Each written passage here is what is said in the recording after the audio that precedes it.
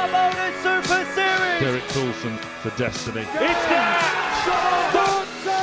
Yeah. Absolutely. Biggest of all He fish. reels it in. Yeah. What an incredible record. Everything you wanted. He does it. Henry Coulson in glory. Our champion tonight. The bullseye. This will be amazing. Unbelievable. Oh, what a time for that. It's maxed out. That is special. Incredible. Last chance. That is seething. The pressure is on. Champions League night. Good. Coulson.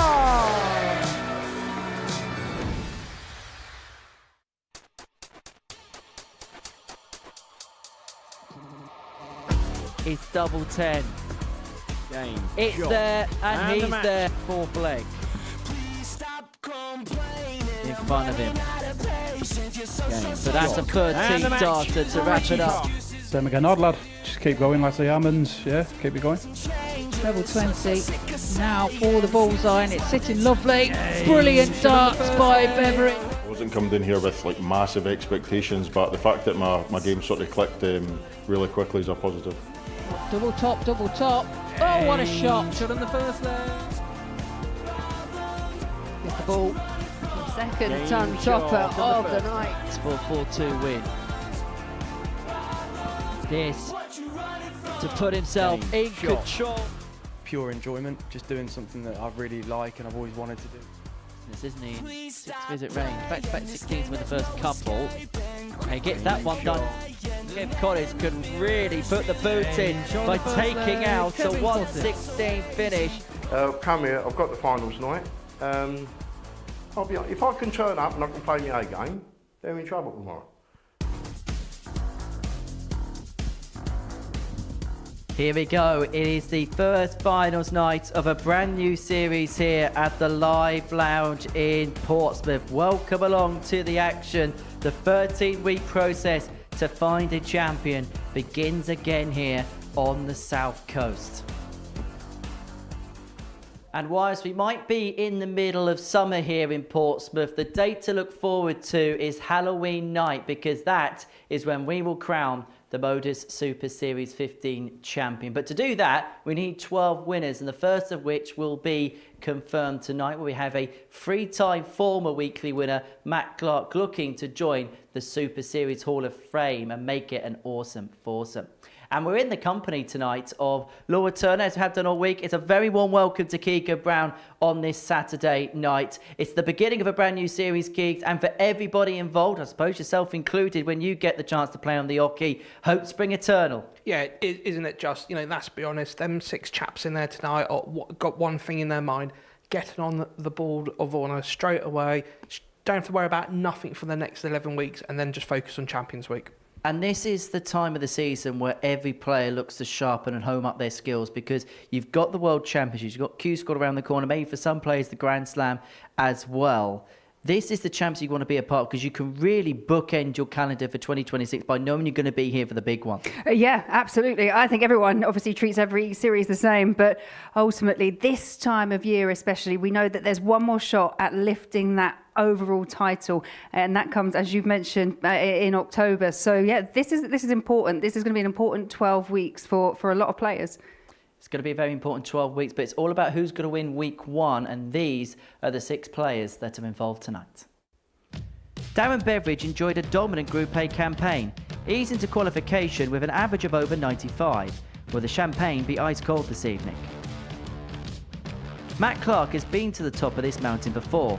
Superman is the man for the Super Series, and he is looking to add to his title tally tonight. James Buckby has come close on a couple of occasions. Can he turn silver into gold and pick up a maiden Modus Super Series triumph? Johnny Barnes has produced some big performances over the course of the week, including a 105 average in his last match. Is he the man for the big occasion? Richie Parkin came back to the Live Lounge after 3 years away and picked up 9 straight wins. Some return for the Whitby man, who is looking to crown the comeback with glory. Kevin Cottis only picked his darts back up a year ago and won an ADT qualifier, invited back after impressing on debut. And Kevin Cottis is very much enjoying the experience here at the live round. These are live shots that we're about to bring you now. I'm not sure we should really show that on Saturday night television. He's certainly a character, isn't he? That is for sure. Is it usually like that at Essex, Keegan? Yeah, he is actually. Yeah. No. To be fair, to Kev, he's a really good character. He's done really well with the youth academy earlier. He's stayed an extra 20 minutes with them, half an hour. So, Kev's he's looking forward to getting back on that stage. Well, he certainly provided us with plenty of entertainment this week, which included some great darting, but also some great dancing as well, Keegan. Does he do this when he plays for County too?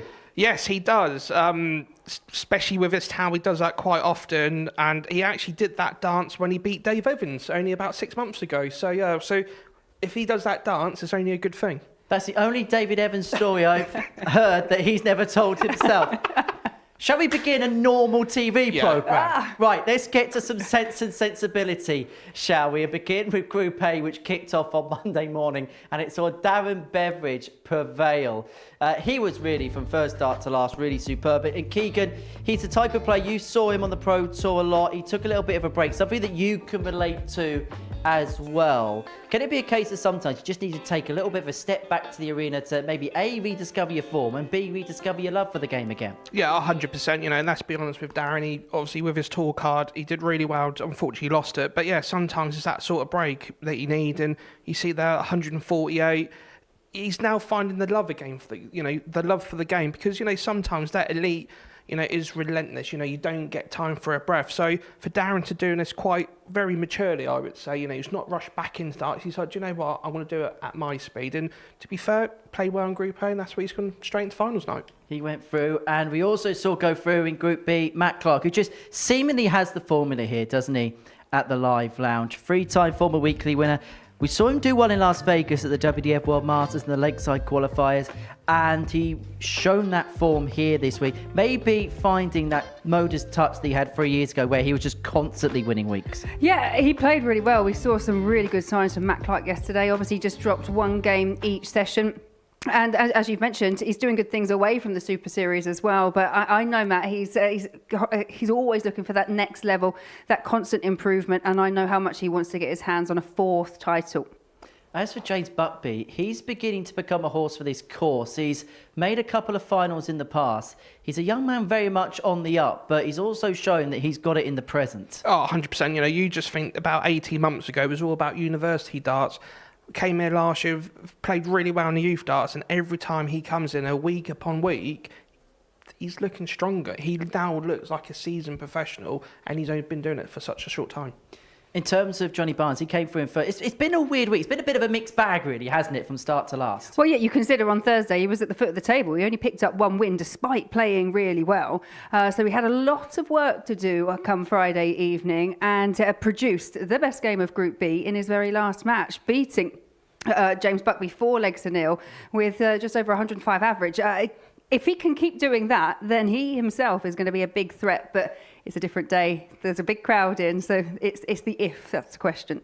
Well, Group C saw Richie Parkin and Kevin Cottis, so we've seen plenty of already this evening, make it through to the finals. But let's begin with Richie, Laura, because 3 years since the last time he was here, it felt like he had a bit of a point to prove. He won his first 9 matches, and he looked imperious in doing so. If he felt like he had a point to prove, then he most certainly did prove it. His scoring, those phases were excellent, especially on Thursday. And then come Friday, you just saw the big finishes coming in as well.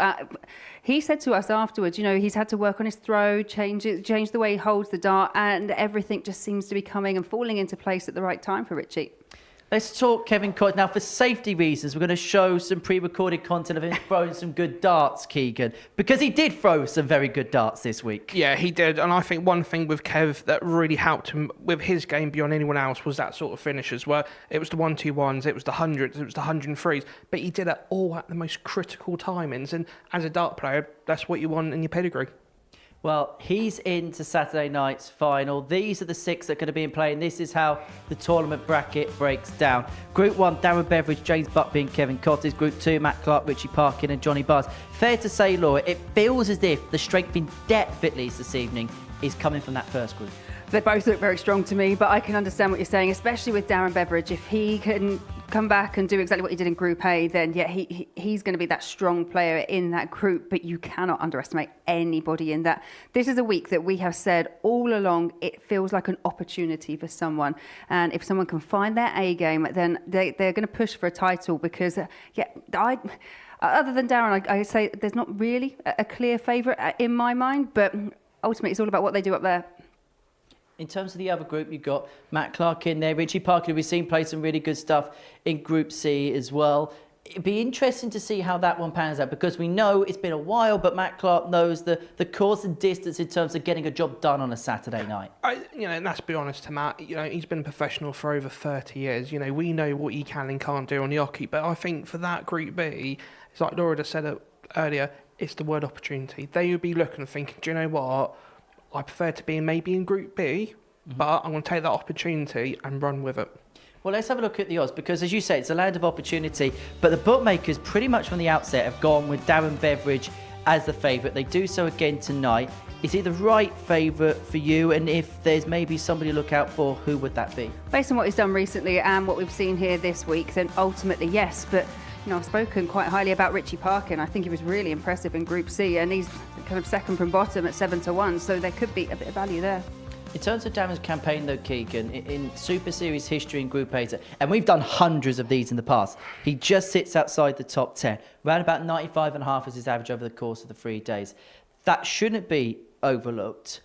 But is it sometimes a case of when somebody wins Group A, you almost forget about the fact they won Group A because you've had 2 days of action before you get to the Saturday? Yeah, 100%. And I think that's that sort of dangerous zone, isn't it? Where somebody wins Group A, they have a couple of days off.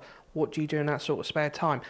They're not on the board as much as the other players. So you almost feel like you're playing catch up before Saturday night's even started. And I think sometimes you're actually better off landing yourself in Group B and C. In terms of Kev Cottis, he's literally only just gone back into the practice room ahead of his opening match against Dan Beveridge in a few moments' time.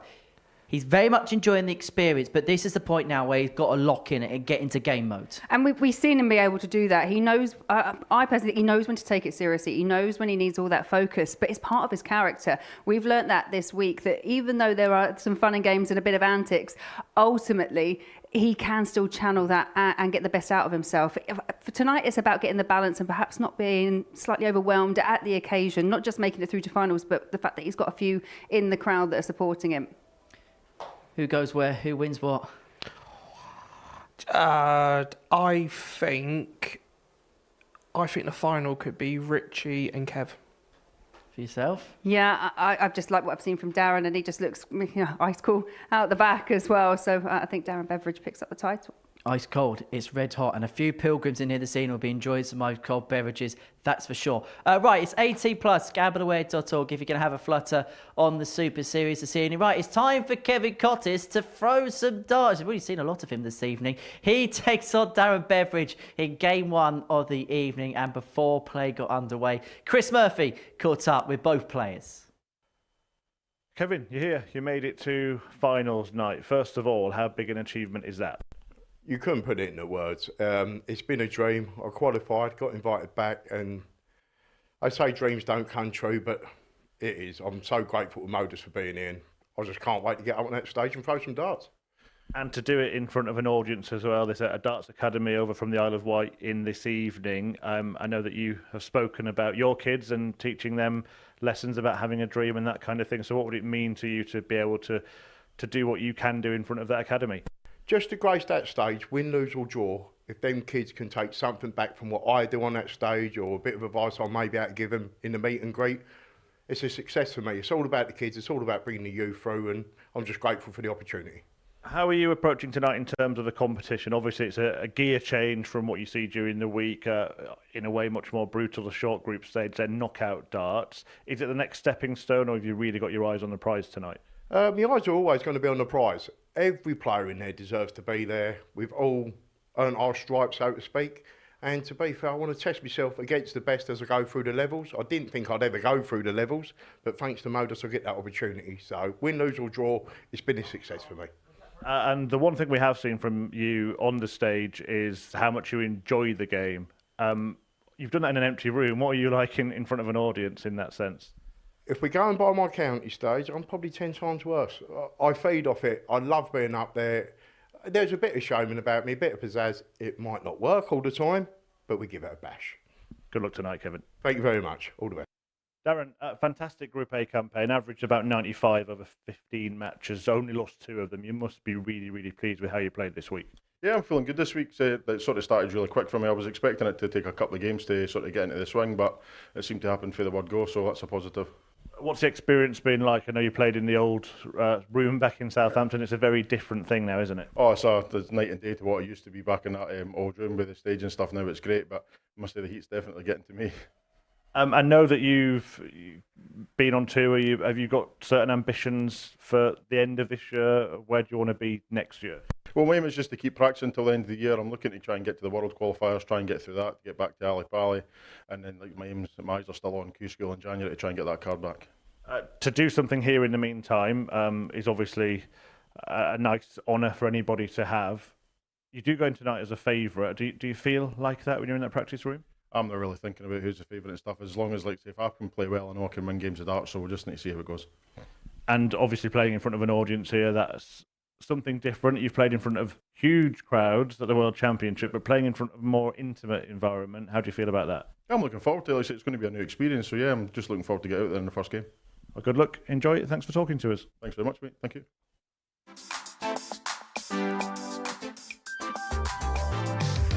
1-2-1 to win leg 1. And a 1-10. Into treble 17. Finds it. It's bullseye. For a 1-2-1 check out. It's double 16 for a 104 check out. What pressure he says. Treble 20. Now for the bullseye, and it's sitting lovely. Brilliant. Double 10. For the 100 check out to double 6. For a 1-2-6 check out. The team then for a 1-4-8. Oh, beautiful by Bev. Well, Darren Beveridge was ice cool, calm and collected in winning Group A, whereas Kev Cottis has certainly provided the entertainment value in the opening week of Series 15. The man from Essex making it through to a first finals night in his second appearance here at the Live Lounge. As for Darren Beveridge, dropped off the tour at the end of 2025, and having taken a little bit of a break from the game, he very much came back in the vein that he left off in, having played at the World Championship and got the better of Dimitri van den Berg in the first round. But he is up against the entertainer-in-chief in Kevin Cottis, who has certainly provided the entertainment over the course of the last few days or so. 47 years of age from Malden in Essex, and he's very much embracing every single part of this experience. First things first, trying to decipher whose water's which. Keegan Allora in commentary throughout the course of the evening. Keegan knows Kev quite well from his days playing in county. I just want to get a perspective from both of you as to what it would be like to play someone like Kevin on a stage like this. Keegan, I suppose you've got very good memories of that.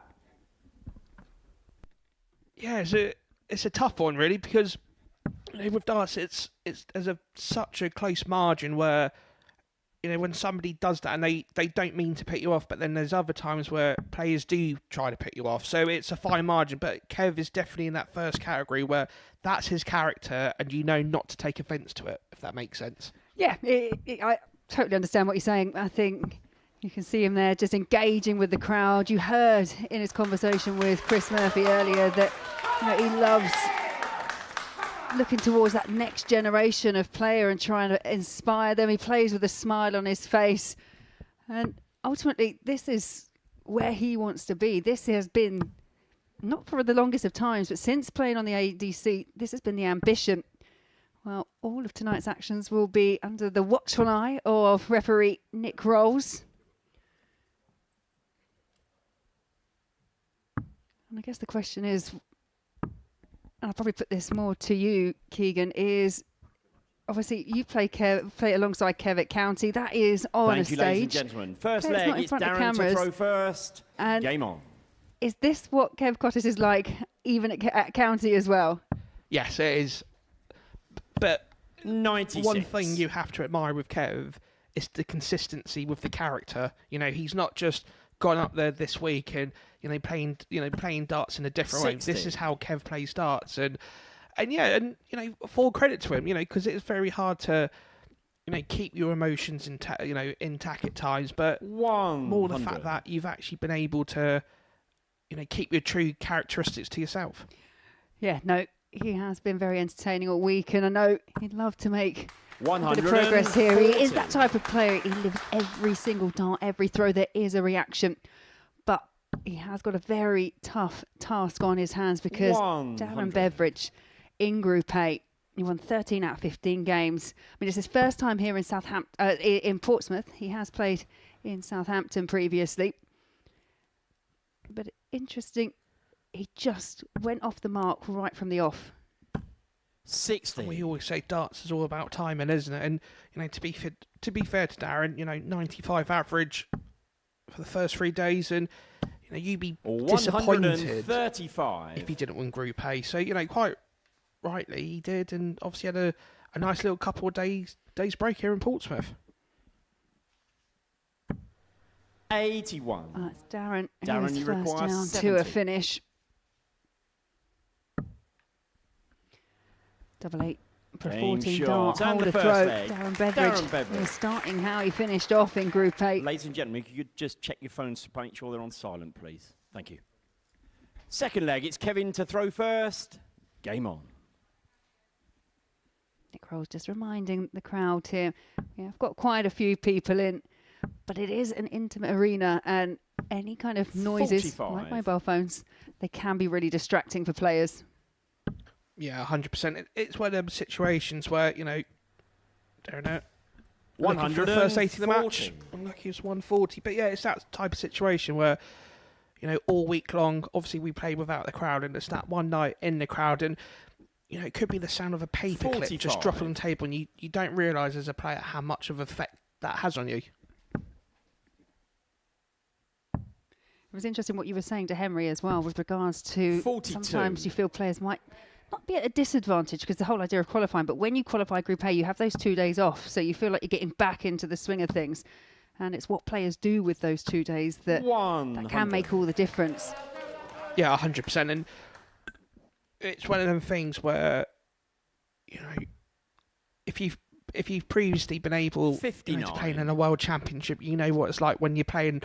You've got your schedule. If you win one game, you're usually a couple of days afterwards, and it's that sort of experience where some players here 60. have never felt that, where they don't know what to do to fill up their time because they've qualified. Oh, brilliant! Straight into Saturday, and sometimes I think they become in a bit of a pickle because they really don't know what to do best with their time.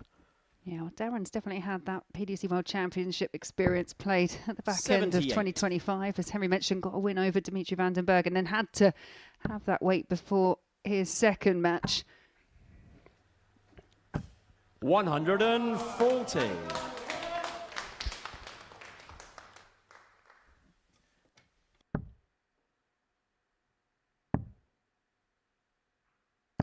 $96. Kevin, you require 111. Well, there's a chance for Cottis. But he needs the treble 17 and it's way off the mark. 25. Darren, you require 86. Nothing to split them in terms of scores, but it's Beveridge now who needs the ball for a 2-0 lead. 61. And he's literally kissed Kevin, the you wire require off the top of the bullseye 86. there. But Big Papa, she's got 86 to get back. It'd be 17 to leave tops. He'd be 46. disappointed not to have a dart at the bullseye Darren, you there. require 25.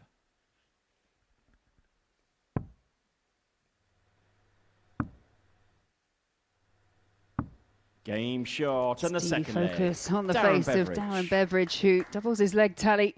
Leads Third 2 leg, legs it's to Darren nil. to And throw it's a first. breaker throw. And for Game Kev on. Cottis, he was pretty consistent when he came through Group C.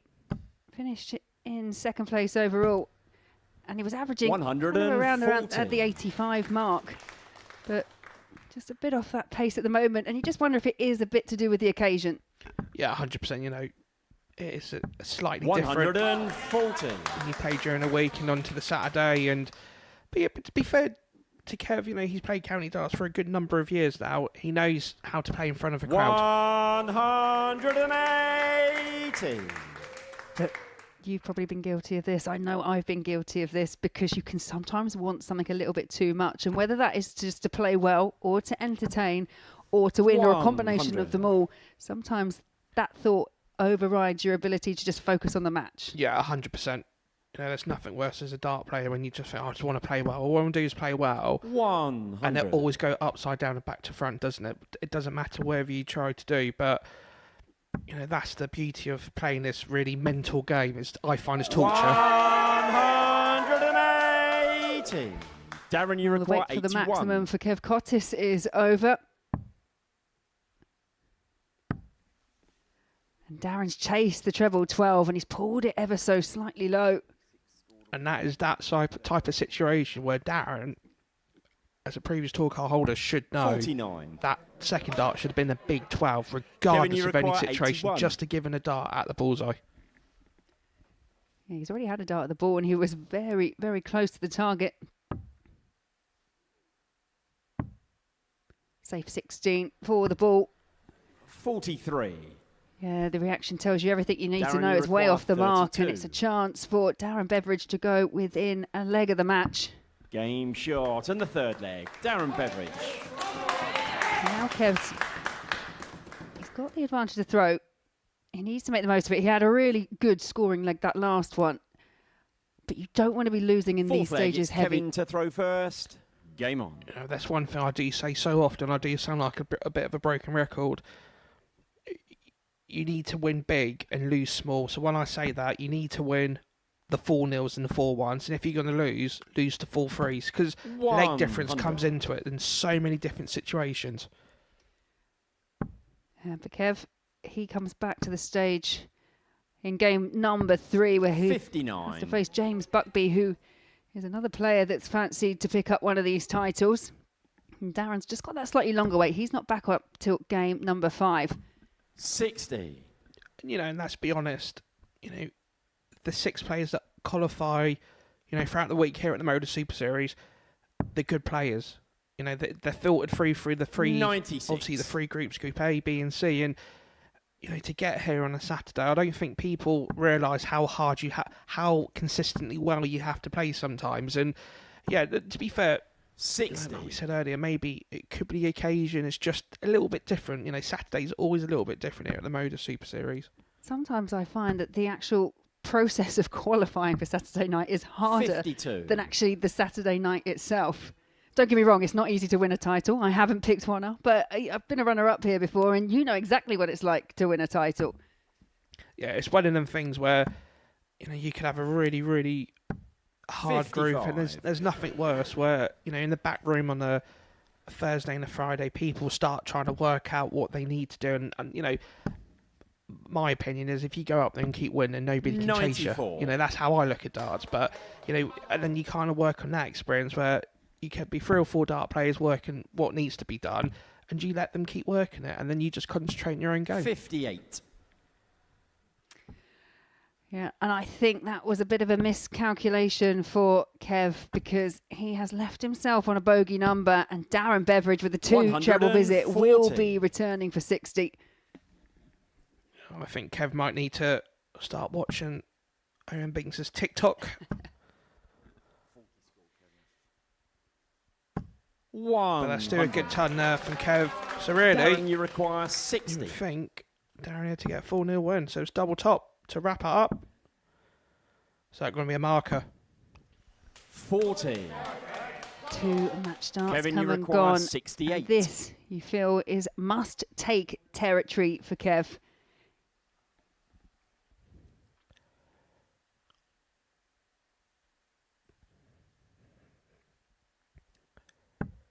So it's 2 darts at double full. Should be a good guide. Game shot on the fourth leg. It was a good guide. Kevin Cottis. Kev up to that point and only had a Fifth leg, dart it's at Darren a double. to This throw time first. manages to Game convert it on. into a leg, and Darren Beveridge is now 501 points away from a win. 134.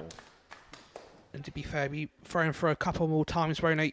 Before if this match goes all the distance. But all Kev needs to do now, if he can hit a good 2 trebles, just puts a little bit of pressure on Darren's throw, even the ton now. 60. And it wouldn't be the first time that Kev Cottis has found himself behind in a match and managed to find a way back. But Darren Beveridge living up to his ice cold nickname because it's maximum number 2. 180. And let's be honest, Darren's in a situation now where he's performing a professional 60. job out on Kev, unfortunately. And it's that sort of experience that he has gathered over the years playing on the Pro Tour that's, seeping through here on this Saturday night. 60.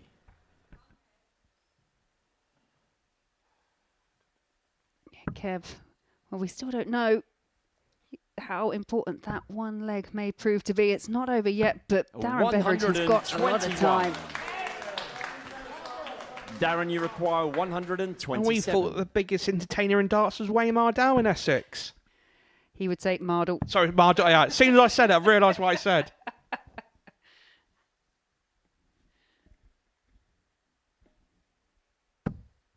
$40. He's made a bit of a mess of the setup play. And if Kev could get a 2 or 3 treble visit here, it just pressurised the 87. Needs to desperately find that treble. 60. I'm surprised he didn't go for bullseye. Darren, you require 87. Well, should get match-winning opportunity from here. Well, didn't have to chase the ball. And that is the luxury that Darren has got. He's got time. 65. But again, the setup play has just made a little bit of a mess of it. I think he might have miscounted there. I think he wanted the single 18. 140. And now there's pressure. Darren, you require 22. So it's double 11. That should be a good guide to how his dart stand up. No score. That is a 5th Kevin, you missed require match 60. start for Darren Beveridge. And Kev Cottis was completely out of this leg. But by way of that 140, has a chance here to bring it back within a leg. 20. Be interesting to see what he Darren, does you here require with 22. Kev on a double. Is he going to go for it or is he going to split it? So it looks like he's going straight for it. He'd rather do that the first dart than the second. So it's 1 dart, double full. Game, shot. And this time, And the double match. 4 is found. Darren It took Beveridge. a few darts for Darren Beveridge to get across the line. And Kev Cottis, I thought there may have been a bit of a fight back, but ultimately it is ice cold Darren Beveridge that runs out a 4 legs to 1 winner. Started off strongly with a 14 darter, found a 13 darter in there as well. And this there, the tail of the tape. An 85.5 average for Darren. A couple of 180s thrown in there, but we turn our attention to Group 2 after a short break.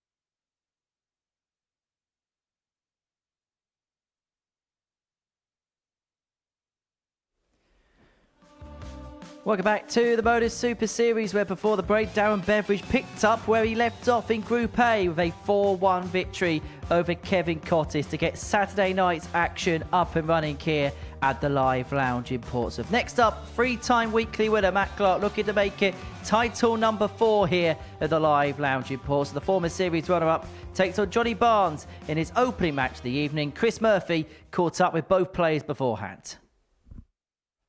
Johnny played some fantastic stuff at times this week. Group B was maybe a little more the long way around than you wanted it to be, but in the end produced a fantastic performance. How are you feeling about coming into tonight? Yeah, definitely the second day was better than the first. If I can play like I did in the last game, obviously, that gives me a great chance. Didn't miss much in that game, so yeah, I'm feeling pretty good. Hopefully we can continue in that vein. You did say last night you didn't really know where that came from, but I mean, it's a good time for it to come, isn't it, just before finals night? Yeah, I've got those sort of games in me. I think in the Globals I did 107 or something against Chaz, and they just seem to all go at the same time. So yeah, just need a bit more consistency, and we'll see how we get on. And you've had some decent performances and wins against most of the other runners and riders this evening. What kind of psychological advantage could that give you? I'm not really one for the psychological advantage. I think it's just on the night who's feeling good. If you start well, I think that's the main thing. If you do start well and then carry on playing well, what would it mean to you to pick up the trophy at the end of the night? That'll be fantastic, yeah. The goal was to get the finals day and then see how we get on. And as I proved last night, I've definitely got the game in me to give them something to think about, I think. And we've had some great champions from the Northeast in the past. It is a really competitive ADC area, isn't it? What would it mean for you to sort of add your name to that list? It'd be great, yeah. I've had a lot of messages today showing support, something like Jamie Owens and Gary Hayes and those lads. So, yeah, it'd be great if I could join that elite. Yeah. Let's see if you can. Good luck. Nice one. Thank you. Matt, welcome back to a finals night here at the Super Series. How would you assess your campaign in Group B? It's all gone swimmingly to plan. The 2 games I lost were two fantastic averages, 2 great players, so I can only walk away happy from that. Is that how you're expecting to play? Where's the game been at recently? When I was down here in January, I was still suffering from jet lag a little bit from Vegas and a touch of the man flu, so I made a conscious effort from there. I had 3 months off, didn't do anything, just played some vaults. Lost 2.5 stone and I've started playing again. And my darts is coming back lovely, so I'm fingers crossed I'll get back to where I was last summer. I was playing the best darts I've ever played. And when you've been here before, you've played some fantastic stuff, won titles, reached the grand final as well. What would it mean to you to return now, pick up another week and get to another Champions Week?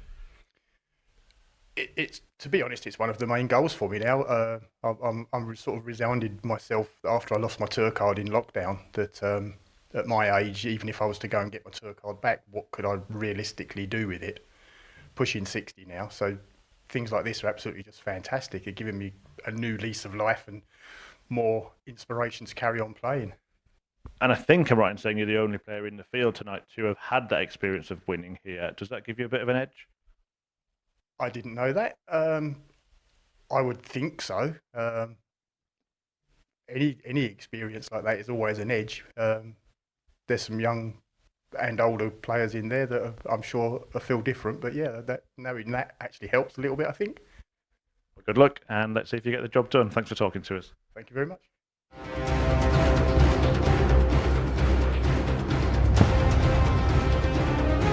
Tops. James There it is. Leg, Matt Clark. Matt Clark, an opening lemon darter to break throw. The other way, because obviously it brings the treble 20 into the equation, and Matt Clark. Once again, deciding he has to move across, but this time he does find the double, and now then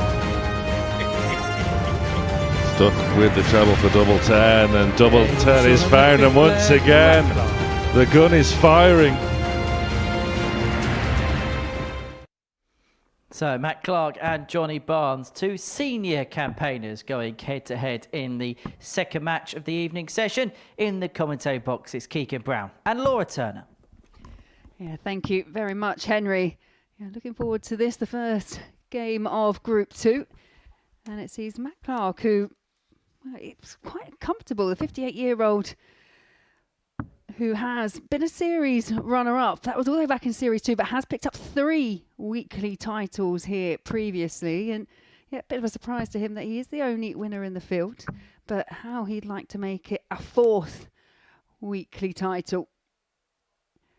Yeah, he's taking on Johnny Barnes, who was delighted to get through yesterday. Did it the hard way, as Chris Murphy was saying. Wasn't always straightforward, but he did throw in some serious arrows. The 57-year-old from Darlington has made a weekly final previously, but did fall at the round-robin group stage. So for him, looking to go just that extra bit further.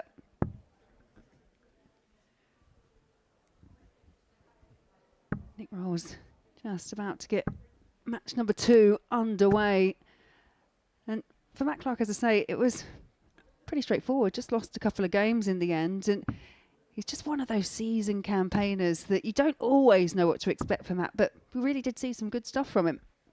Yeah, 100%. And, let's be honest, I think we kind of forget that Matt's been around for, like, I'd say, a good part of 30 years now playing professional darts. So, he's seen it. Thank you, ladies and gentlemen. He's seen people First come and leg, go. it's Matt to And throw he's doing first. playing darts. So that's Game full on. credit to Matt. And, it's always good to see Matt because he's so consistent, isn't it? And I think that's the key to longevity, is being consistent. And, like he said, that taking some time out, just played the vaults. And 59. It just shows you how critical it is playing these vaults, where it gets your game up. You're playing good plays week in, night in, night out, don't you? 100.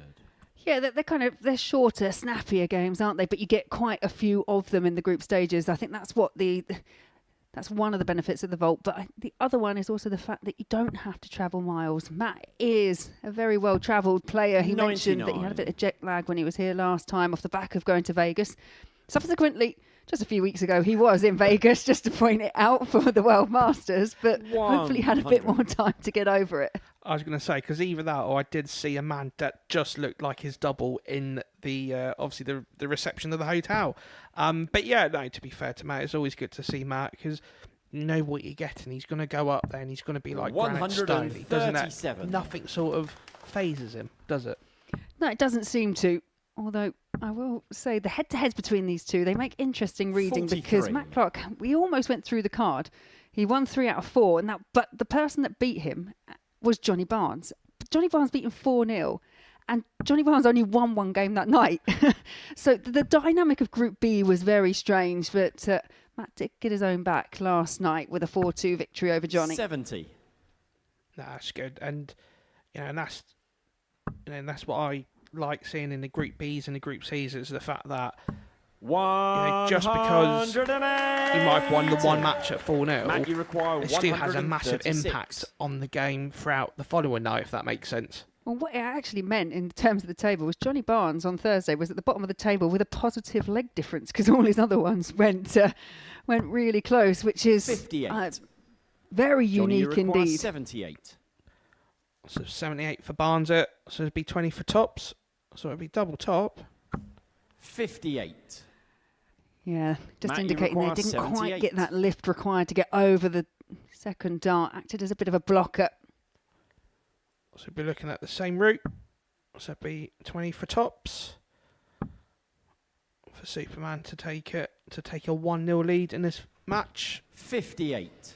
Same route, same outcome. Johnny, you require 20. And there's a break opportunity. And one that Game Johnny shot. Barnes And the is first not leg, going to Johnny relinquish. Barnes. Second leg, it's Johnny to throw first. Game on. Yeah, I think if you look at most of the players in these two groups on the 30. Saturday night, they've all played a lot of the ADC in the vaults, and some have played, obviously won the qualifiers here previous, and then showed their pedigree, and that's they've got another invitation. So so I think for a lot of these players, they've got a lot to thank for the ADC. Yeah, we're seeing more and more come through. Johnny Barnes is probably one of the perfect points. Kev Cottis that you've mentioned, he came through an ADC qualifier, then got that invitation back. So yeah, anyone that fancies trying their hand at the Super Series here at the Live Lounge, then get yourself down to an ADC tournament. Absolutely solid there for Matt. Getting his first 180 in this match. But I think, yeah, going back to the ADC, it's 25. It's such a fantastic route for dart players to play professional darts, isn't it? Where, let's be honest, the entry fee per competition is less than a high street meal deal. And you're getting a good, 5 games of darts out of it. 49. It's definitely opening up avenues, and it kind of services people that have ambitions of progressing in the sport, but also those that just like to go out for a friendly game of darts. 125. Matt, you require 132. Doesn't need to go for the ball route here because Barnes is all the way back, but he's opted to do it anyway. Needs another in there. Well, 92. The grimace tells me that he would have loved the champagne shot, but ultimately the outcome is he's coming back for tops. 30. So Matt now, Matt, you require 40. He's got 6 darts in his hand at this tops.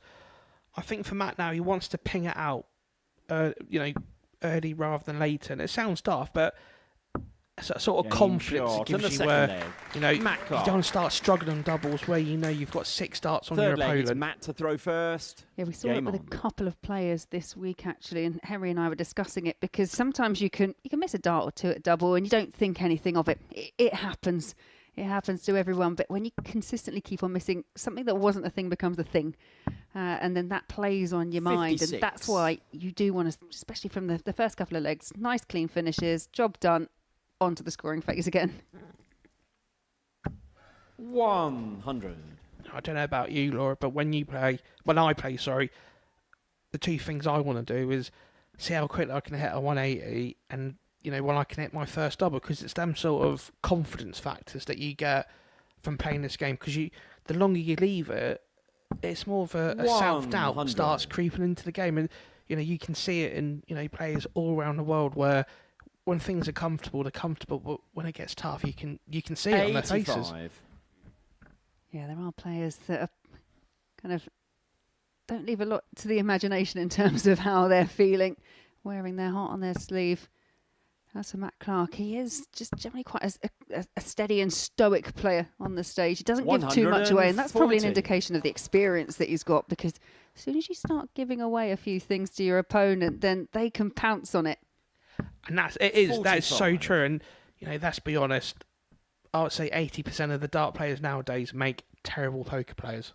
Let's be honest. Yeah, I've already picked a few players that I'd like to play poker against.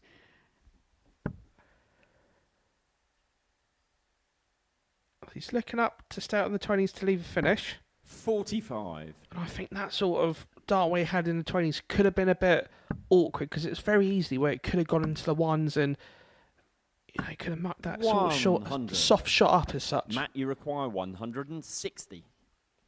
Yeah, but Matt Clark as well, you'd probably say he's a bit of an old school player and he will persevere with the treble 20 target instead of maybe looking at alternative routes. So it's double top hit for Superman. 120. He's got at least 3 darts coming back. What pressure can Barnes put him under? That's the question now. 60. Not as Matt, much you require as 40. he would like. And after finding that break in the first leg, it's all been about Matt Clark so far.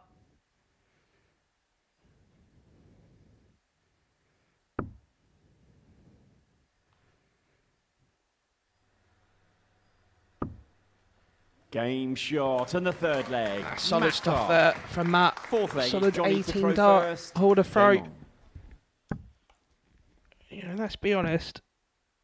At the moment, all 3 legs 43. have been won in a total of 48 darts. So that is, both players really. The average mean is around about the 31 mark, or 93 for the 3 dart average. But really cracking standard so far. 60. Yeah, and it's what you would come to expect when you get to a Saturday night. Touche, Laura, touche. 60. Well, Johnny Barnes, he started really strong. He found that maximum, but just hasn't been able to get that first dart right. And then not being able to adjust, and he's just allowing Matt Clark to just step in each time. 100. This is the sort of experience that Matt would have, in the back room tonight. Let's be honest, nobody's got more than 30 years in him, on him as a professional in that back room. So all he's doing is just making sure that he's just using it well. 100. There's a second 180 for Matt Clark to put him firmly in control of leg number 4. Yeah, Matt's that kind of player, isn't he? 125. Played in the BDO World Championship back in 1996. Made the quarterfinals there on debut. Then came over to the PDC 2003. Lost his card for the final time in 22, and then went back to what is now the WDF. So he's played in all the different areas of the sport that you can possibly play in. 21. It just proves you that if you're still good enough, you can still play in dart. You can still play professional darts. And I think that is the beauty 100. where, we're not like other sports like football Matt, you require or rugby or cricket, 140. where you've got an age limit, and that is the age limit. Where darts, you can just keep playing as long as you're good enough. Well, Matt Clark, for a big proportion of this leg, was very much in control. 100. But now, Johnny Barnes. Johnny, you require 90. He's only had a couple of darts at double. They came in the first leg. He's going to get more here. It's double 15, Game and that is a shot. clean And the fourth finish leg, for Johnny Barnes. Fifth leg, it's Matt to throw first. Game on. It's good standard from both players, and it was good from Barnes there to sort of get the leg back on the board.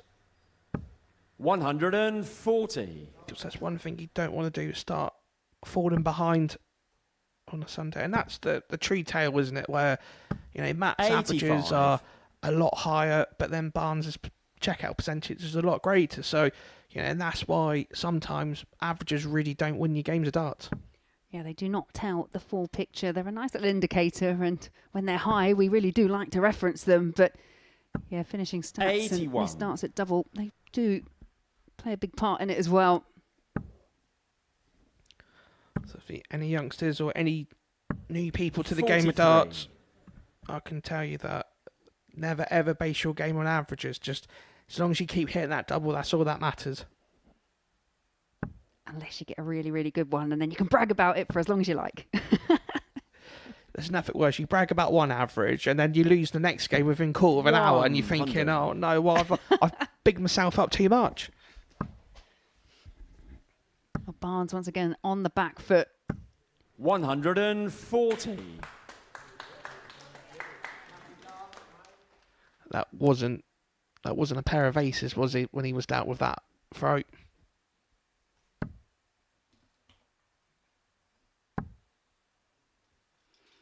He'll stay there, try and leave tops. Try and squeeze 100. one into the treble 20, just south of the target. But 140 here from Barnes. We'll be looking at 25 now. 45. Oh, that's the right plan, wrong Matt, execution. you require 80.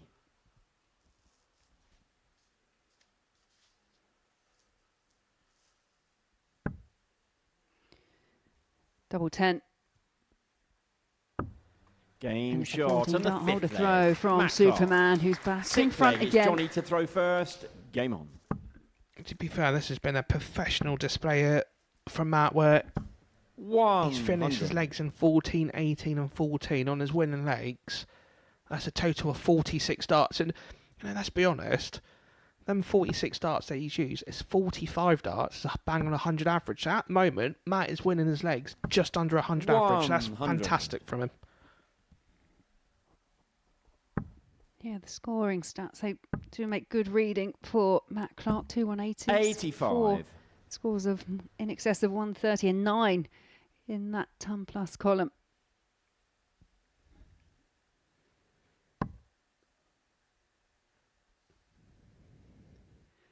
I think when you look at that power pack, the thing that stands out to me, the 140s 41. comparison between the two, that's where Matt Clark's just getting that extra edge. And let's be honest, always been that powerful in the 140s, sort of column, and the 180s. It's buying him time to get to the doubles. But yeah, to be fair, if Matt came off 4-2 winner right this second with just over a 90 average, you'd say, do you know what? That's a good benchmark. And then commentators curse from Keegan Brown, and yeah. Well, that's the thing. Even if you win the first game, you're not actually guaranteed to get yourself through to the semi-finals. There's always work to do. Let's be honest. Let's look at, unfortunately, sorry, Scott, but obviously Scott last week. Prime example, won his first game. Absolutely fantastic. You know, over Steve Weston. Unfortunately, he played a very informed Fallon. 4-1 lost, and all of a sudden it was good night Vienna.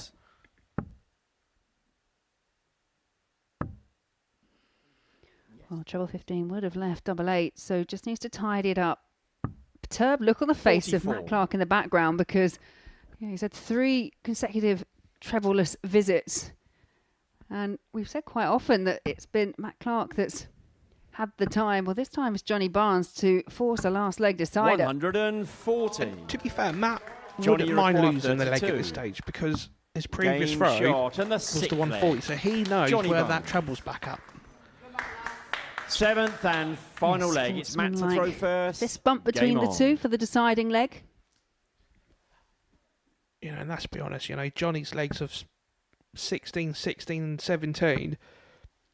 It's 49 darts, you know, and that's 140. Fantastic standard. You know, let's be honest, 50 darts is around about the 90 average, and yeah, so both players on their throw, when they're winning the legs, all 60. above 90.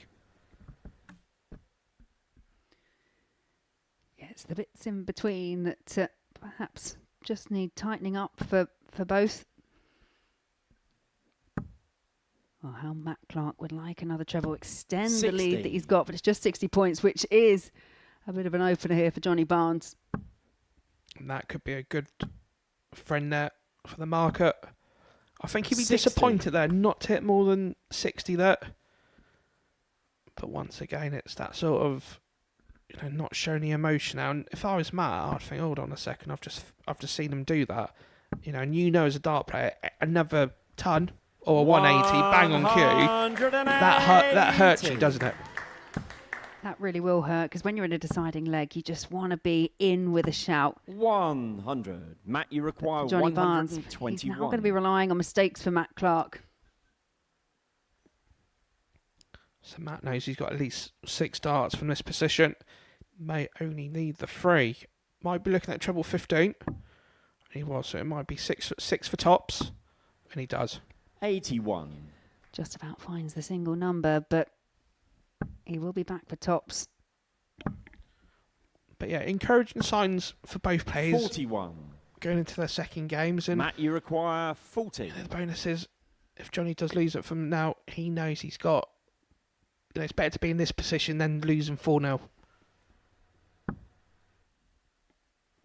That should be a good guide, Game and Matt shot. Clark uses And the it match. perfectly. Matt Clark. A really close run match, but it is Superman who wins the first match of Group 2, 4 legs to 3. Pretty good performance from both all round, but Matt Clark, yes, superior when it comes to the scoring and the finishing, and ultimately runs out a 4-3 winner.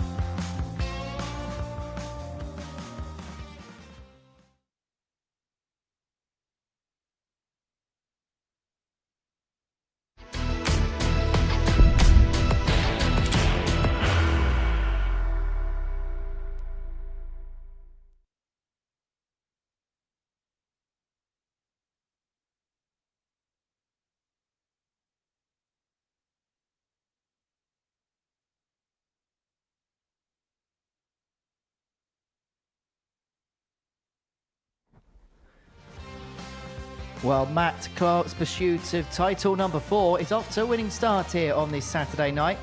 Haven't got the better of Johnny Barnes by 4 legs to 3 in his opening salvo of the night. For Kevin Cottis, his campaign could come to an end very quickly. He lost 4-1 to Darren Beveridge in the opener. Defeat to James Buckby would see him out. For James, he's looking to make it third time the charm in a weekly sense here. Twice a runner-up before. Let's hear from him with Chris. James, another trip down to Portsmouth for yourself. I can imagine you're hoping this time, third time the charm. Yeah, hopefully. Last time it was a bit frustrating not to get a leg on the board in the final, but taking it one game at a time, one day at a time, just hoping to make it there first.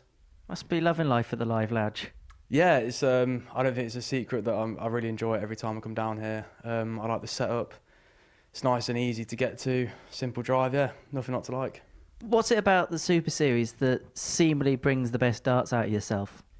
I think it's, as a big darts fan, I think it's just pure enjoyment, just doing something that I really like and I've always wanted to do. It's still, I know it's my 4th time here, but it's still still bucket list of me really, playing on the telly. So this... It's just a different level and it's just exciting to play the games. I mean, I think the main thing about this sport is just enjoying it. Buckby looks at the 108, and that another scary indicator as to the quality. Gonna get a match dart, and that match dart's a double 16, and that match dart is found. James Buckby. Double 16 for the match, and it is Buckby. It's everything you want to see. It's everything you want to see and more. How about that?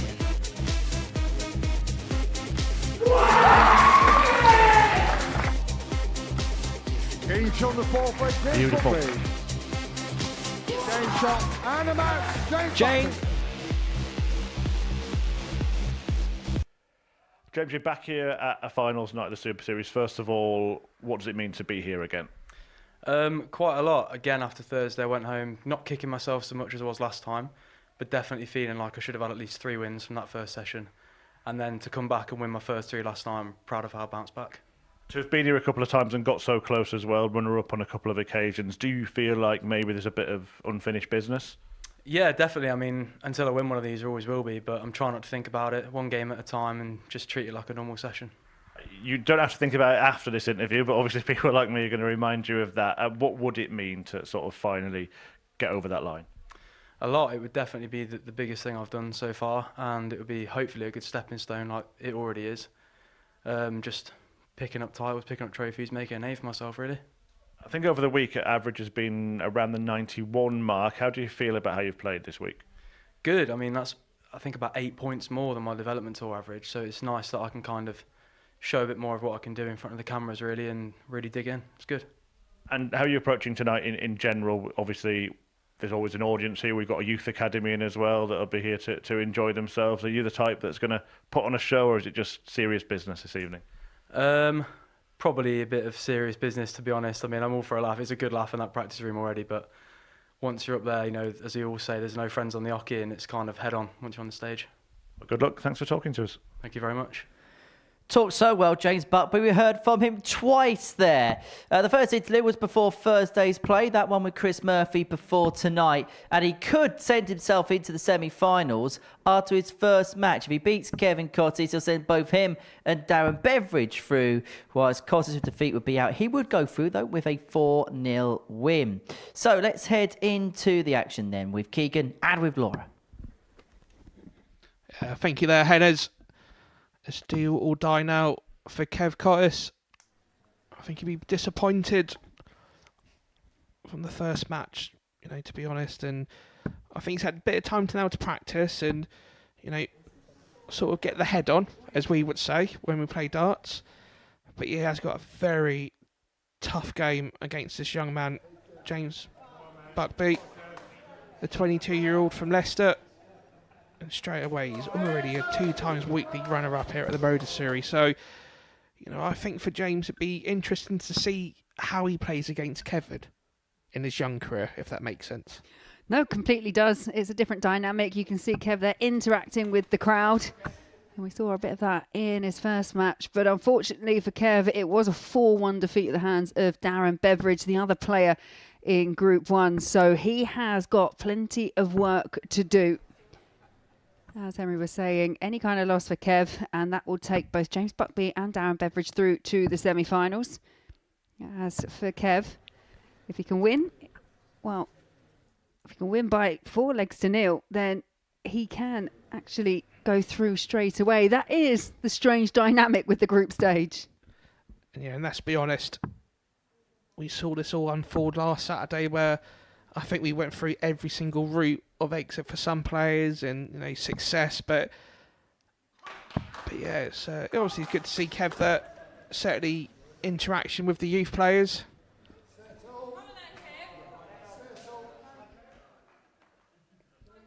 Thank you, ladies and gentlemen. First leg, it's Kevin to throw first. And someone like James Game on. Buckby, who is a product of university darts, essentially. He's already been inaugurated into the UK Hall of Fame. And he's picked up 4 titles whilst playing at university darts as well. But this might add just a different dynamic in terms of the opponent he's playing, who's kicked off with a 140 and already getting the crowd involved. Yeah, it's good to see. And to be fair to Kev, he's, this evening he's done a lot for the youth academy that's came in tonight. He's, socialised with them, and it was good to see him interacting with the youngers, with the young stars in the future. Absolutely, and there you can see him all the way over from the Isle of Wight.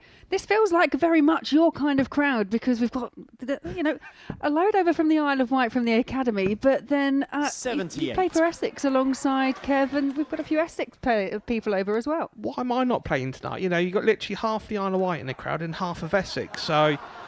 But yeah, it's fantastic, isn't it, to have the Isle of Wight Youth Academy over tonight, watching it for the first time at the Modus Super Series. I mean, I know you do have a big crowd that comes over from the Isle of Wight when you play, so I don't really know what you're complaining about. But if it's the fact that Essex players are not coming to support you, then my question is, why are you not playing for Hampshire?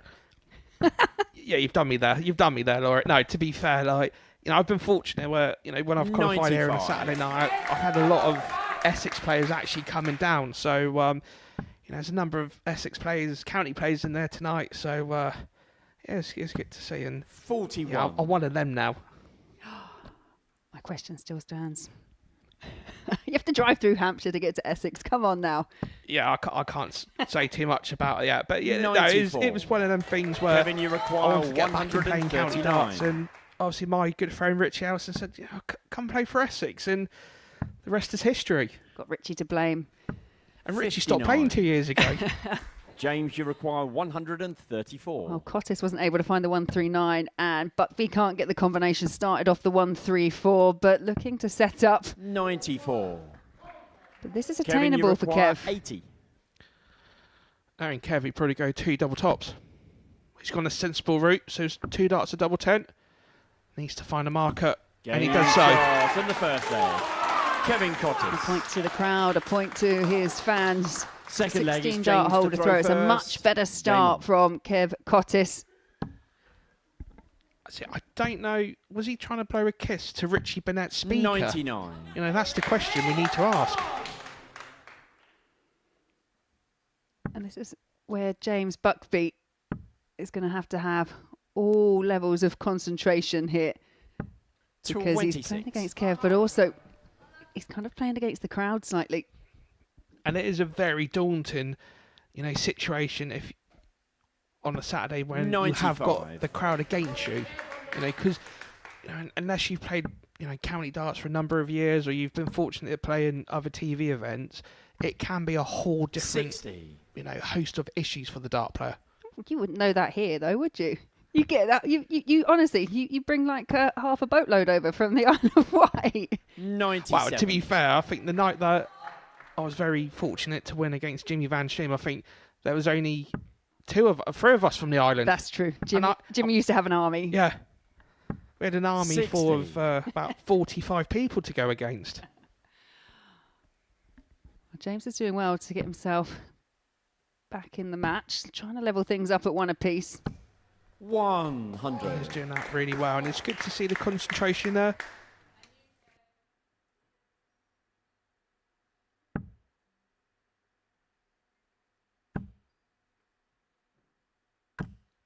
$81.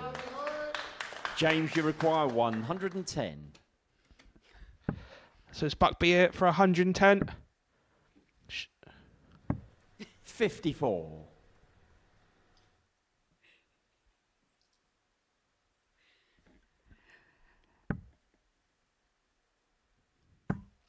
Buckby, plenty of time on his 60. hands because Kev Cottis James, not you able to require back up 56. that open win in the first leg.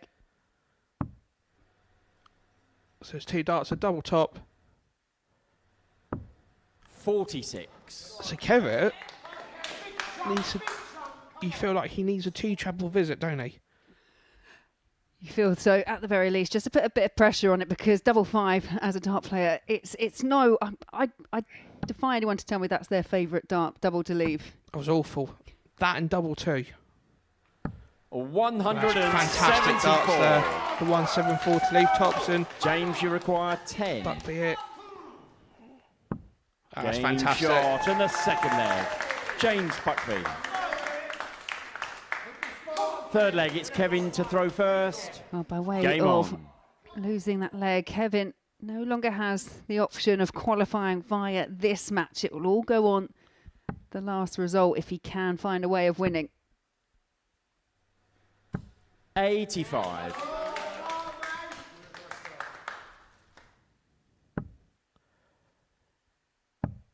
That's a good 57 there. Almost very 89. closely hitting the 131 there. In terms of James Buckby's Group B campaign, overall for all the competitors throughout the week, he ended up with the second highest 45. average, finished second in Group B, behind Matt Clark, winning 5 out of 8. And he did put in some really strong, steady performances. Came up against some big 60. hitters. Johnny Barnes in that final match in the early hours of this morning, averaging in excess of 105. But yeah, he just remained very consistent throughout. You know, and that's the thing you have to admire about Buckby, isn't 60. it? Where every time he plays here at the Modus Series, Super Series, he's improving. You know, he's improving, 2 or 3% in this game. And, in a year's time, who's to say, the world is going to 59. be his oyster? Who's to say we'll have the pleasure of his company in a couple of years' time? The amount of players that, got Q School coming up in January after this series concludes. No doubt he's probably in Henry's 716 players that's got to 100. get a card this year. Sorry, next year.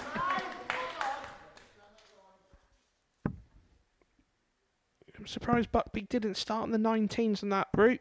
60. Because the 131 on the 19s is an easier shot, and it leaves a nicer finish. But maybe that is a sign, because every player, they will have areas where they need to learn and develop. I mean, you utilise a lot of the board in your setup play. I'm getting used to the combinations, and then all of a sudden you change it anyway. In all fairness, why make darts harder? Make it easier. But no, it's one of them things where, years ago, 99. everybody was always treble 20s. Kevin, you require 89. Make it easier. If you like a treble 19, use the treble 19s. And Kevin will be hoping to use the treble 19s. So it should be 20 for the ball. So it's double 5. 79. So this shot here with James, you Buckby require 134. might be looking at the bottom of the board. So he's now going to try to set it up. So it'll be treble 19 to leave tops. 56. 134, there are plenty of options. Kevin, but, you require 2 10. 17 is very popular. And talking of popular, Kev Cottis, popular under this roof, and we'll hear a mighty cheer if he can find double 5. Game shot in the third leg. Kevin Cottis. Kev, whatever happens tonight, with the crowd from the Isle of Wight, Fourth they leg, love it's you. James I will to be able to throw get you an first. exhibition on the Game Isle of on. Wight tomorrow if you want.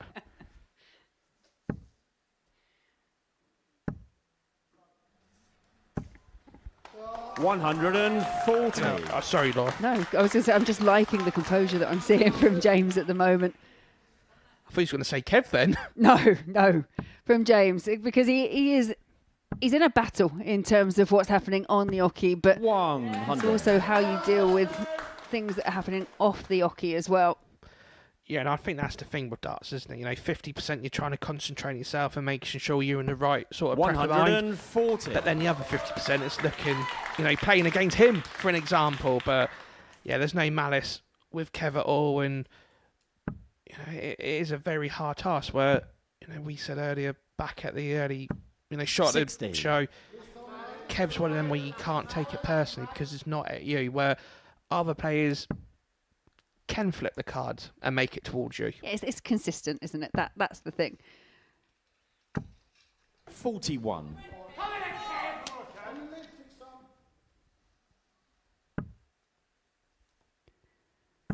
Oh, Kev desperately trying to find a treble.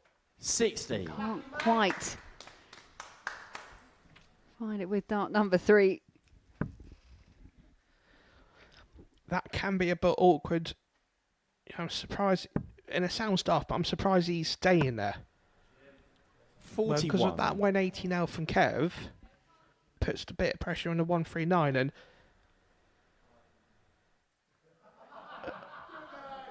or maybe the 134 leaves him in a better situation.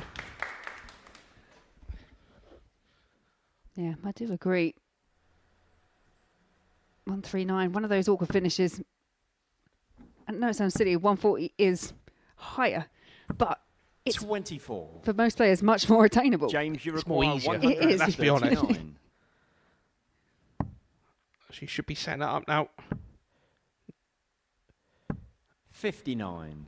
So Kev, even in 140s, Kev's not out on the leg, but he needs to find it sooner rather than later. Maybe let's look at 19s. 59. So Buckby now, he knows he's got 6 James, you starts require on this 80.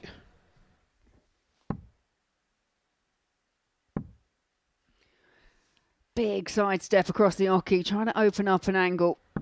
Game shot and the 4th leg. Really well taken. James And we Buckley. have a level game at 2-all.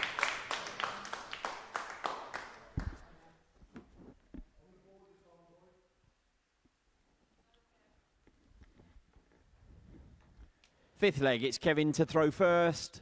Game on.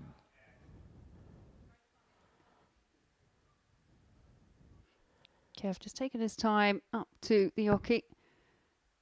There you can see Kev Cottis has had a couple more darts at the outer ring. 25. But he's not going to get a lot of extra darts if he keeps scoring like that. I don't imagine it's a trend that will continue. No, hopefully not for his sake. 36. And we've been in that situation where you see your opponent go off for 25 and you might just try that extra bit too hard to really pounce on it, especially when it's their throat. Yeah, there's nothing worse where, and let's be honest, you see it in every sort of darts, don't you? Where, from pub league to the elite, where somebody kicks off 45, 9 out of 10 times the other goes 55. Wow. That's absolutely fantastic darts there from James Buckby. Hitting the first 180 of the night for himself and the first 180 in this match. 100. And that's the Essex fan club there for Kev. Obviously his brother Steve. And obviously James is just behind him as well. So, it's good, a good order for both sets of supporters in this one. Yeah, that's the thing. I think when fans come here, they still give that best of order for everyone whilst they're throwing, because it is a small, a quiet venue. You can hear a pin drop when the players are up at the oche. And I think that's the thing, the 100. darts audience that come here every Saturday night respects the players. They respect that. It is a small, smallest venue for professional darts, and they know that loud noises can put the players off. So I've never had no issues, 60. but the audience have always been the best of order here at the Modus Super Series. Looking, so it's double top. 84. So one found. Don't know about you, Laura. Kevin, you require I think that was a perfect 132 marker for the 85 at the 19s to leave double 14. Yeah, and that's kind of treble 19 for that is something that people are going for more and more regularly, to leave double 14. Well, we've yet to see a breaker throw so far in the match, and James Buckby is poised to find the first one in what could be 44. the perfect moment. James, you require 20. I thought that was a song. Game Bring shot that. and the Buckby, fifth leg. 16 darts to break James throw. Buckby. And he's starting to put his pedal on the gas now. Sixth leg, it's James Kev to got throw first. left Game on. in the locker is the question.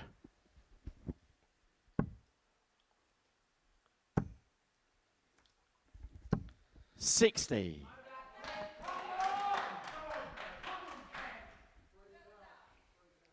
Kev once again. He's just finding that little bit of focus. I think that's what you see from him as well, that when he's kind of approaching the dartboard or when he's walking 43. back and he's got the crowd in his eye, then there might be reaction, but does need to kind of just stave himself ever so slightly before taking those first few darts. 43. I've been there when, I should say, the serious Kev plays darts as such. And, one thing that stood in my mind this year, especially played in Essex, is at one point, I think he had one match dart 60 to beat Richie Howson with a 38 average. And that's one dart. So that shows you how good he is, if that makes sense. Definitely, and we've seen the levels, but he is really up against it, especially if Buckby can fill up. 123. Head for a second max, but it's a 1-2-3.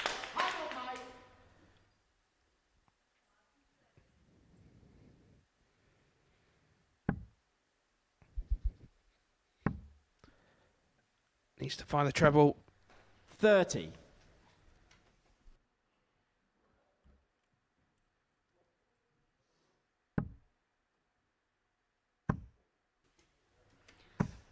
$140. Buckby has just really upped it over those last 6 darts. A 1-2-3, backed up with a 140, down to a finish after a dozen darts. And for Kev Cottis, this could spell the end of his finals night. Kevin needs to find that 180, has to find it. 60. And like any player that goes up James, there, we've you seen what he can do require throughout the week, but just 135. hasn't quite found that rich vein of form. So it'll be 18 for tops. 95. And I think that's the thing that Laura, where you've hit the nail on the head, where Saturday night is a different game to during the week. There's a bit of crowd on, and there's a lot of financial pressure. Let's be honest, where, we pay for a lot of money on the Saturday night, and every small, mistake we make as dart players is magnified. 60. James, you require 40.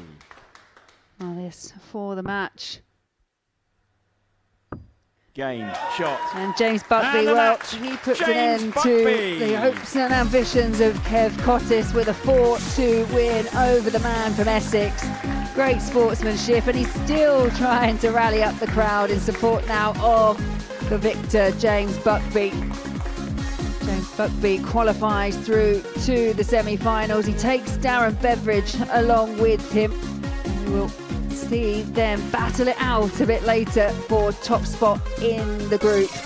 Wasn't Kev's best game, but he was entertaining, and it's James Buckby that wins 4-2.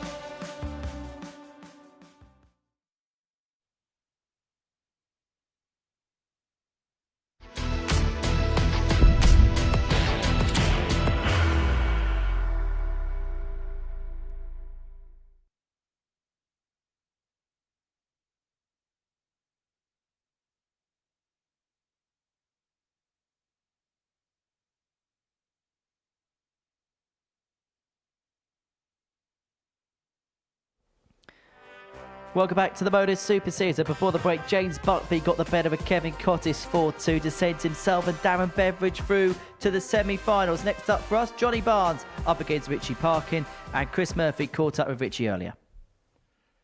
Richie, fantastic campaign on return here, winning 9 games in a row in Group C. How would you sum up your experience this week? Best week I've had so far in darts, other than qualifying for it. Yeah, absolutely loved it. Great. I mean, it could become even better, couldn't it? Saturday night tonight, finals night. How much are you looking forward to getting on that stage? Can't wait. As soon as I saw groups, I thought, yeah, I'm happy with that, and yeah, let's get going. I think there's only one player in the field that's won a week here before. How much of an opportunity are you seeing tonight as? I think everyone's in with the same chance, but yeah, I might as well make a go of it. You did speak a little bit about sort of how things have changed for you since you've last been here. Were you already playing your best darts before you arrived? Have you extended that, or has it been a surprise to you this week? Well, I openly admit this time last year I was ready to quit. And yeah, I changed the shift at work, started playing again, and I found my form again. If you were to go all the way, what would it signify? What would it mean for you? Other than becoming a dad, best day of my life. It would mean the world to me.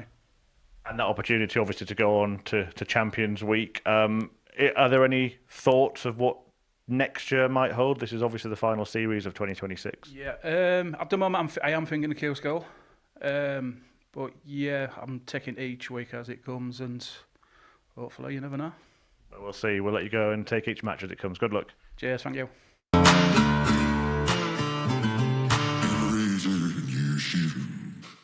Might be in trouble if the 170 big fish doesn't go. The bullseye for the match, for the big fish! Shot and to do and the it match, in style. Richie Parkin. One of them. Double 18. Game Flying shot start from the for first Richie set. Parkin. A thrilling finish from the thriller. Paddy. But what reply has Parkin got? 2 and had at tops. Well, it's a 14 darter to win leg 1 and a 14 dart response from Richie Parkin. You really wouldn't put it past him one little bit. Another one of them. That is absolutely incredible. Just like the previous game, Johnny Barnes needs to win to stay in. Richie Parkin can make it through with a game to spare. Keegan and Laura will describe all the action now from the commentary box. Yeah, thank you, Henry. Yeah, first time we will be seeing Richie Parkin here tonight on Saturday. Playing Johnny Barnes, the 57-year-old from Darlington, who narrowly lost out in a last leg decider in his opening match to Matt Clark, the other player in Group 2. A former weekly finalist is hoping to make it through to the semi-finals for the very first time. But he's taking on our Group C champion. Won 9 games out of 10, Richie Parkin, 41 from Whitby. It's an area which so many talented players make the journey down here to the south coast in Portsmouth. Was a runner-up all the way back in Series 2. He was a runner-up to Jamie Kelling that week. But there you see, it's as simple as that. Richie Parkin, if he can get past Johnny Barnes, he will be through, and he will be taking Matt Clark with him. And Johnny Barnes, well, he finds himself in a slightly better position than Kev Cottis did in the previous match, because yes, he has to win, but if he wins by 4 legs or 2 or better, then he is definitely through, and it all comes down to the last match. So just a few permutations to keep your eye on.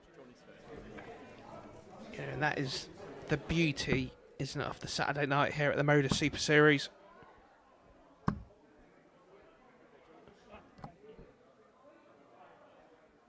Obviously, Richie was saying he's had to change his throw ever so slightly, but it's working for him. You know, 9 out of 10 in Group C and being top of the table. Thank you, so ladies and gentlemen. He's doing First something right, leg, it's isn't he? Johnny to throw first. He was doing a lot Game right. on.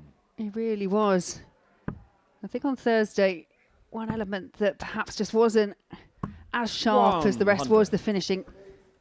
He was taking maybe a couple of visits to see off legs, but that improved on Friday. But the element for me was the scoring. 94. When he found that first start, he was able to find it again and again. he was that. And I was just saying 100. earlier in the break that as much as obviously Richie's had to do a lot with his throw, get it back, producing the goods, it does remind me of a slightly quicker Martin Adams, should we say, where he's very front on, he's getting the dart, and it's all that sort of one motion. And 140. It's a bit quicker than Martin, but the darts are obviously going in very similar areas.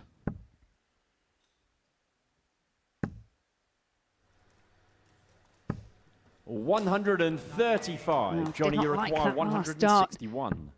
But it has put him down to a finish because Barnes can't find the start of the 161. And Richie, you it's a require wild one for a ball or 25 with the last dart. So that should be a good marker for the 57. May go across to treble 10. 86. So it's 50 left, so Johnny, you good require leave, puts the pressure straight 112. on Barnes on his throw.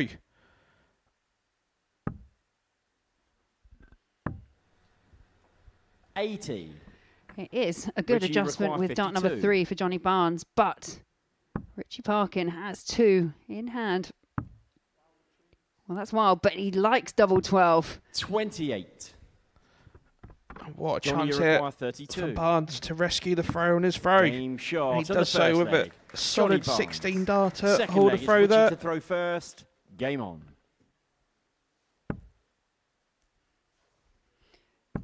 You must have qualified for finals night via different routes. 100. Group B, Group C, Group A, not Group A, okay, but Group B, Group C. But obviously where you qualify and where you end up in the groups denotes 60. when you're going to be playing. Richie Parkin has had to wait for an hour and a half before he makes his, finds his first game up for that. Advantage, disadvantage? 93. Bit of both, isn't it? I like doing what I did, similar last week, where I like to watch the 100. two players already in my group played each other, if that makes sense. Prime examples last week. Neil beat obviously Simon, so I knew straight away Simon's going to be up for 84. our game, and Neil would be more in a relaxed sort of mood, if that makes sense. So, and then you watch people's body languages, and you 45. watch how they're practicing and whatnot, and I always prefer going second match in the group, if that makes sense. I'm very similar, but I guess it just depends how you are as a player. Some like to just get up there and 140. get on with it. Obviously, don't get me wrong, if I finish top of the group in Group A, I don't mind playing first game on a Saturday. Let's Richie, put that out in the air. 84. It's a nice problem to have. So it's 2 darts at double 12 for Richie. 1 dart double 6. No score. This is the element I just mentioned earlier that perhaps didn't quite find it, the finishing as often as he'd like.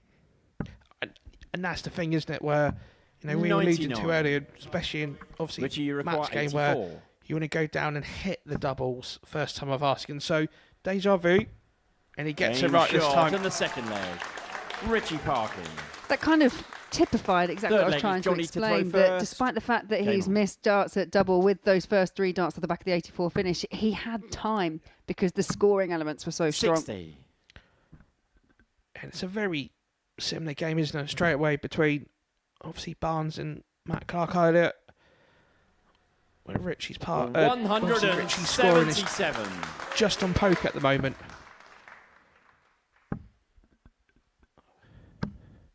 $100. And it's one of them situations where, if both players keep playing like this, at the moment Richie's averaging 99, and probably Johnny's thinking, 78. have I ended up in this group? Because we said earlier, the top group would be Group A, and then there was Group B, and Matt Clark obviously 135. beat Johnny with over nearly a 92 average, and Richie's currently way over the 95. Yeah, he's just running into a couple of big performances. We know that he's got big performances 82. in him. And you just sense that he's going to have to find one here. 70. He rescues Richie, you the require shot 164. with dart number 3. And that's a brilliant first dart. Needs another. So you should be going that treble 20 to leave tops. 84. Johnny, you require So much room in that treble 136. 19 bed, but just went the wrong side.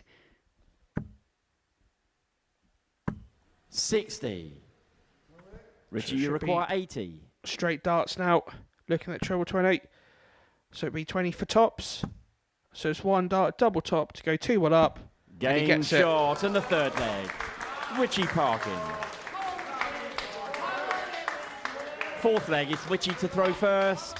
Game on. Well, Johnny Barnes, in that 4-3 loss against Matt Clark, he was 3 from 4 on the outer ring. He only missed one dart at double. In this match, he's been 58. afforded one dart at double. He's hit that. The finishing has not been the problem for Johnny, but it's just containing the players that he's up against. 92. And sometimes there's just nothing you can do, is there? Let's be honest, as a dart player. Now you just, as long as you go up there and you know that you've just 57. left everything you possibly can up on the stage. Yeah, let's be honest. You know, Johnny's won 45. 4 legs. He's gone out in 3 16 darters and a 17. Right. He's averaging over 90 on his win. So that's the standard he is 81. at the moment. And like we just said, he's literally running into brick walls against other opponents. What can you do? Yeah, and I think there's just 39. a few too many traveller's visits on the legs that he's not winning. And that's the problem, is just keeping him out of contention. And obviously, if you look at the scoring outs, you know, the 92 followed by the 45 and the 39. 121. They're the sort of shots where you need to hit the 82.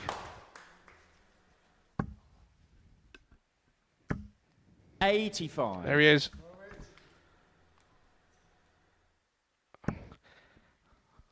To be fair, I've just told him he's buying the first drinks at the new county season next month. 140. This is a great performance so far from Richie Parkin. 140. Richie, you require 44. And this is to go within a leg, not just of the match, but of a semi-final place. Game shot in the fourth leg. Well, I'm Richie not sure Parkin. it was meant to be in the 18, but Fifth all's leg well is that Johnny ends to well. throw first. Game on. Hey, as long as it goes in the right double, we don't care as dart players. Let's be honest, Laura. Absolutely not. 45. Just have to style it out.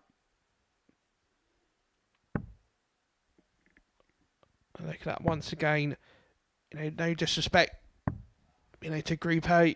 79. If Johnny was in that group, probably be looking very good at the moment, wouldn't he? Yeah, but the 10-point 75. in the averages, unfortunately, needs to try and bridge that gap and bridge it very quickly. 140. That was a good celebration there from Parkin. 100. He looked like he's just been told he got some whippy scampi, didn't he, there for tea?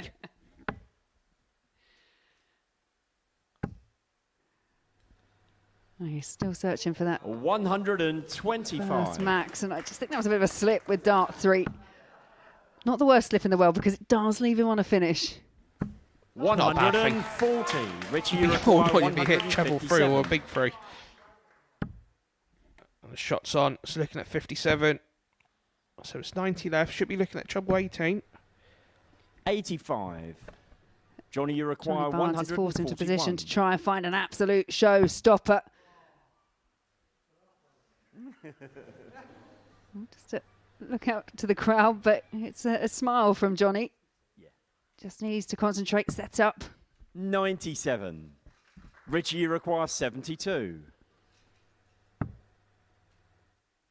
Single 16 for tops. 32. Johnny, you So require close, but 44. one match start come and gone. So Barnes now 2 darts at double 16. Needs to find it. 12. Richie, you require That will be 40. disappointed. Had a chance to extend the game. It's tops for Parkin, Game and there's no shot. mistake this And the time match as for Richie Parkin wins 4 legs to 1. Thriller, an absolute thriller between the two. He was consistent and efficient throughout, and that sees him qualify through to the semi-finals. Matt Clark will also qualify alongside him, and their last match between the two, that will be for who finishes top. And that there, the tail of the tape. And after the break, we will see Buckbeat taking on Beveridge.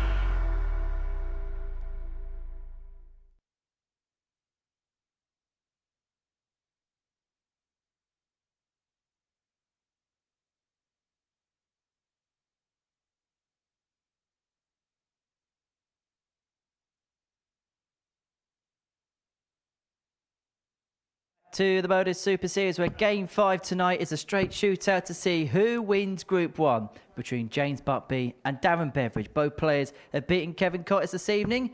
Who can beat one another? Let's find out with Keegan and Laura.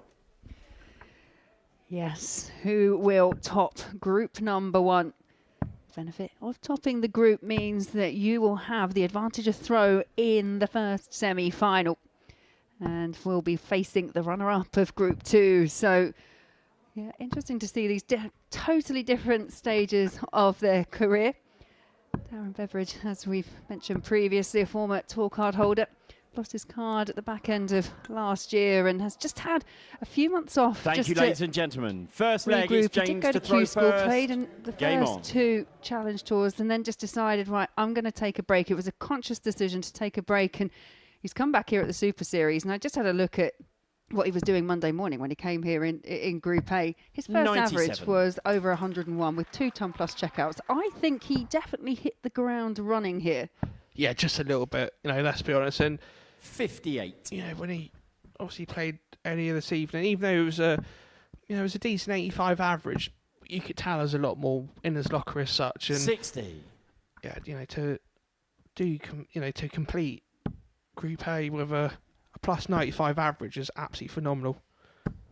100. It was the 11th highest Group A campaign that we've seen from any player. You'll be surprised to hear that the highest we've ever seen is Derek Coulson. But that was just in excess of 96.5. So you can show just over a point between first and 11th. So I think that gives you an indication of just how good and how consistent Darren was. Yeah, 100%. And let's be honest, most records in this starting halt belongs to Derek Coulson, let's be honest. So you don't mind being second to Derek, do you? I wouldn't mind being second to Derek, absolutely not. The Series 14 champion. 100. James, you require 148. So another 54, so at least double top for a 148. Game absolutely shot. Fantastic there. James Buckby. He means Second business. leg, it's Darren to throw first. Game on. Obviously, I've mentioned that whoever wins this will top the group. They will also have the opportunity to be one of those players that lifts up a trophy without dropping a game.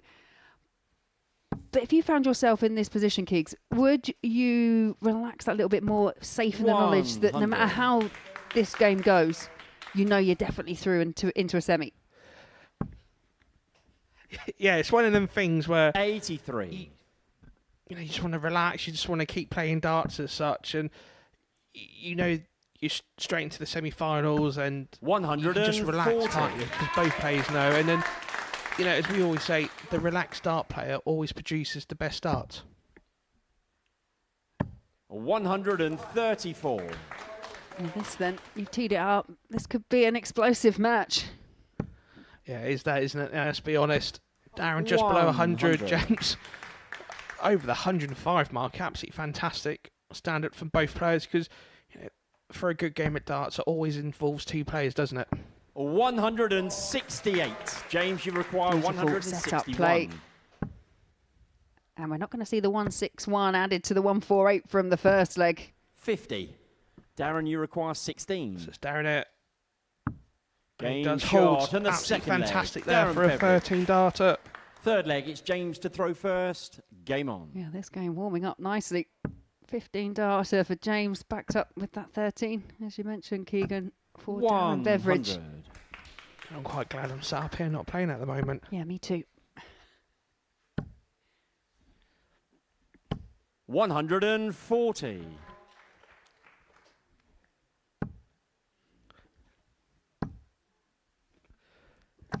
$140. Yeah, you can just see the averages both in excess of a ton. Yes, I know we're only in the third leg, but the way these two are playing at the moment, 91. you don't feel like there's going to be anyone that wants to relent. No, definitely not.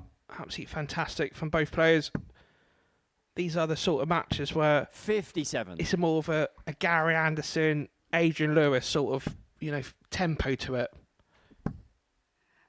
And that's a really big thing. I find it very difficult to play against a more methodical player. If you can play someone that plays at the same pace as you, just lends to some brilliant darts. Darren, you require 170. So it's the big fish here for Daz. Needs to find a treble. 58. So it's Buckby here James, for the you 64. require 64.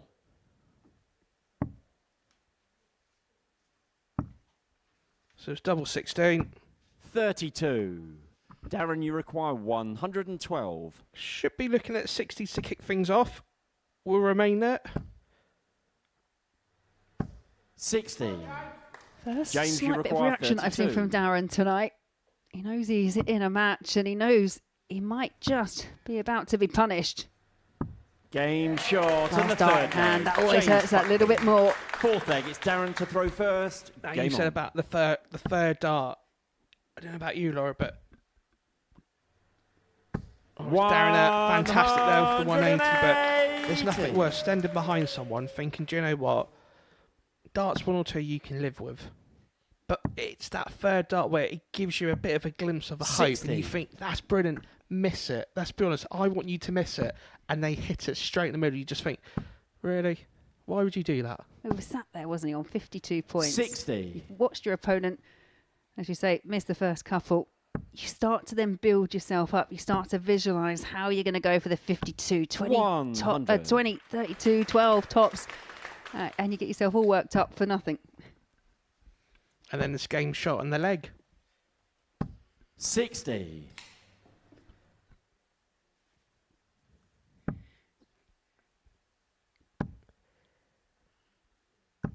$81. This is this type of the area of the match where, okay, James is leading, but he does want Darren to get onto it for tempo of things. 47. Yeah, we've seen a few games from James where there has been that kind of really energetic start to matches, and it's just about keeping that level of consistency 100. throughout. Darren, you require potentially 4 to 7 154. legs. So looking at 2 treble 19s, another will leave double 10. 96. James, you require 160. And another tops. Game For a second shot ton to the plus fourth checkout leg. in the match for James Buckby. The 160 found to add to the 148. And it's a breaker throw. Fifth leg, it's James to throw first. Game on. Yeah, absolutely fantastic from Buckby. 100. Yeah, solid time to kick the leg off.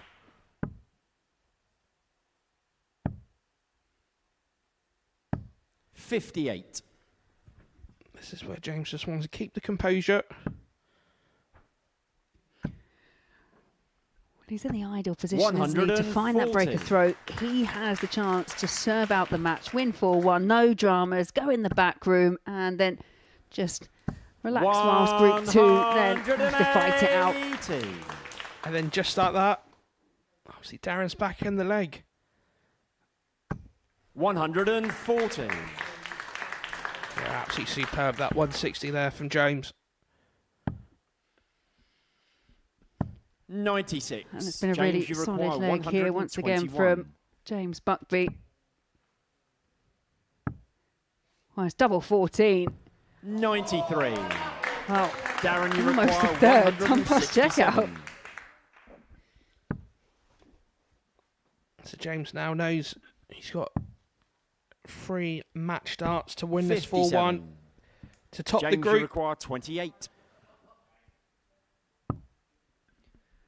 Double 7. Go straight James for it, and that's shot. the reason why. And the Nod of match. the head for James Buckby, because that was a superb performance, the best one that we have seen so far this evening, and that does guarantee James a position at the top of the Group 1 table. And there you see the stats, just over a 97 average, 4 from 9 on the outer ring, including 2 ton plus checkouts. A really good all-round performance.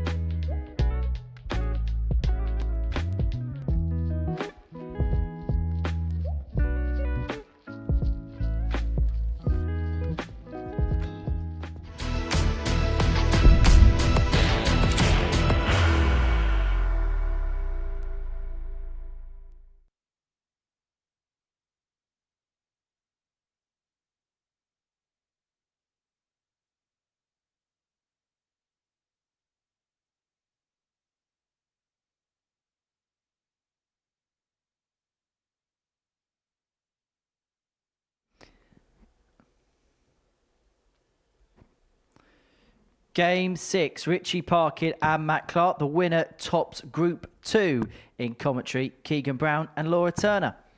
Thank you there, Henners. And welcome back to the 6th game of this evening here at the Modus Super Series. Obviously exclusively live here at Pluto TV. Well, it's a very similar situation to the 5th game, isn't it? Where both players know they've qualified, and it's now who's got the bragging rights for the top of the table, isn't it? More than anything. So, if the last match is to go by anything, this one's going to be a cracker. Yeah, and the prospect is that whoever finishes second in this match, who loses, well, they'll be facing James Buckley, who's just put in the performance of the evening. But the person that wins it, is it any better? Because they're going to run into Darren Beveridge, who, as we've already mentioned, has an exceptional Group A campaign and a pretty good night tonight. And I think these are one of these situations where you can actually label it as a catch-22. You're in a no-win situation. Doesn't matter if you win or lose. Ladies and gentlemen. Regardless, first leg is Richie to you've throw got a hard first. match in that semi-finals. Yeah, I think ultimately the one benefit, as I mentioned in the previous match, is if you do win this match, if you do top the table, then you will have the advantage to throw in the semi-final. The winner of this playing in semi-final 2. And I guess, the other thing is if you're the runner-up in this match and you end up being runner-up in the group, you don't have a great deal of time 58. between this match and then the first semi-final to kind of lick your wounds and make sure that you're ready for the semis. And I think that's the thing, isn't it? Is, some certain players 82 would prefer just to get back onto it. Some players would prefer having a bit of a break. And, it's all down to the player's preference more than anything, where I always find it, to me, it doesn't matter. Just get me back on that dartboard sort of scenario. But, some players, would prefer a little bit of break in between games because, it does take its toll on you up there.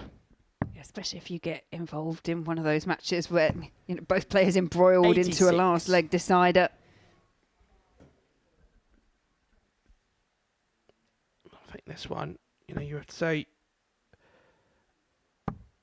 maybe Richie could be the one at the moment looking favourite for this leg, and then obviously Matt hits the 140 there. So, both players averaging over 90 in their first match of the evening, which is absolutely fantastic standard. So they've got a lot to live up to. 54. Yeah, again, it's just teed up to be another enthralling match.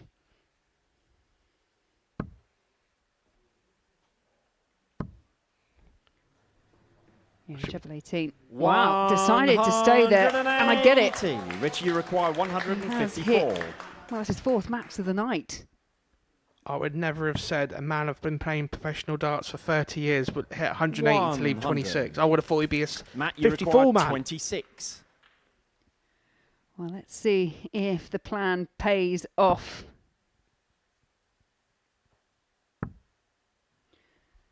Well, slightly more regulation double 4. Game short on the first leg. There in the end. Yeah, that 180 there, not quite as extreme as what we saw earlier on in the week with Nevin Rosetta, who on 182 decided to find a max, left himself on double 1. 140. I actually did that once in a game with James Wade. James hit something to leave a double for the match, and it went to like a sudden death sort of situation. And it was during COVID, 45. and I was like, just hit a 180. I didn't realise what I had left, and I hit the 180, and I turned around, it was double 1. I thought, oh, brilliant. It was our Wade took it out first start, as he would. It bumps up the average, if nothing else, I guess. 123.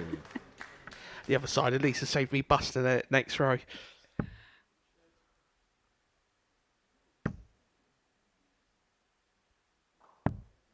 $67.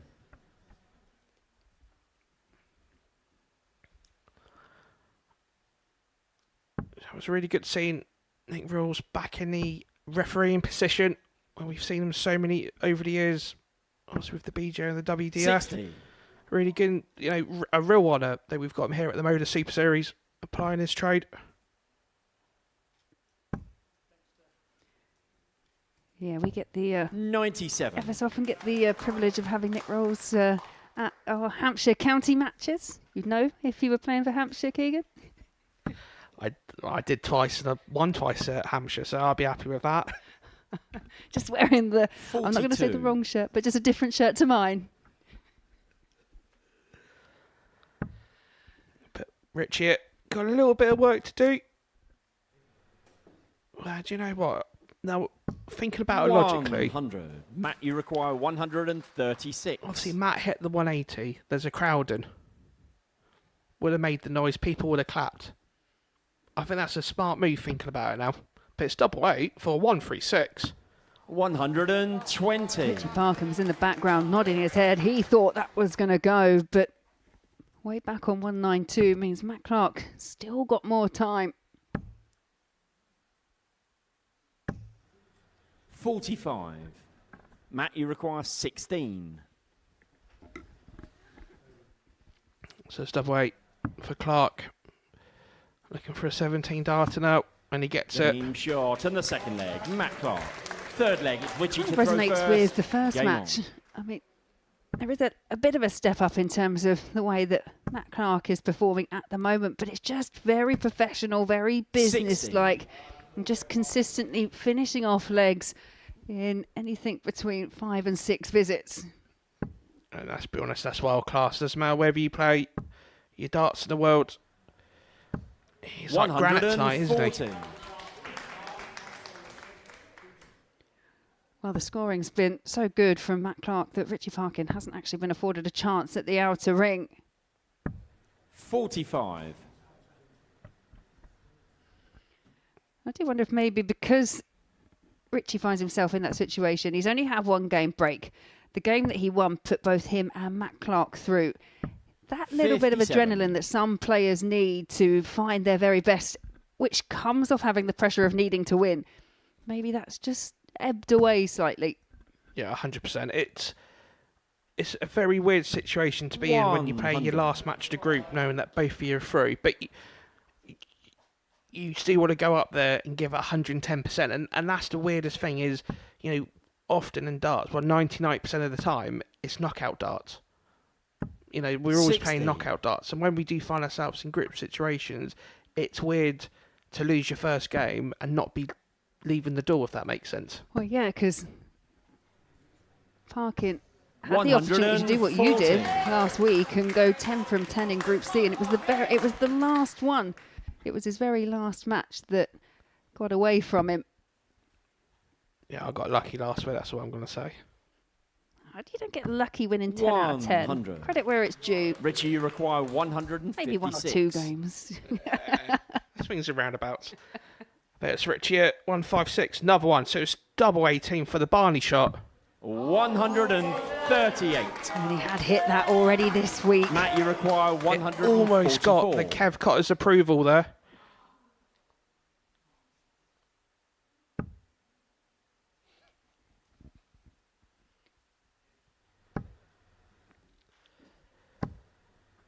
That's a solid 60 there.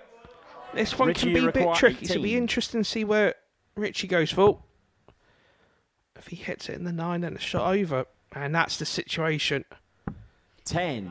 Yeah, there is Matt, that you option, require isn't there, 84. to split on 18s. But you have to make that decision early doors, and he went straight for it. That's the outcome. So it'll be 14 for the ball. Should be looking at the big 14. He doesn't, so it's double 11. 73. Richie, you For the require wire 8. away. There's not a lot you can do with that. I said that could be a bit of a hindrance because he's moving over the hockey now. Now it's one darted double 2.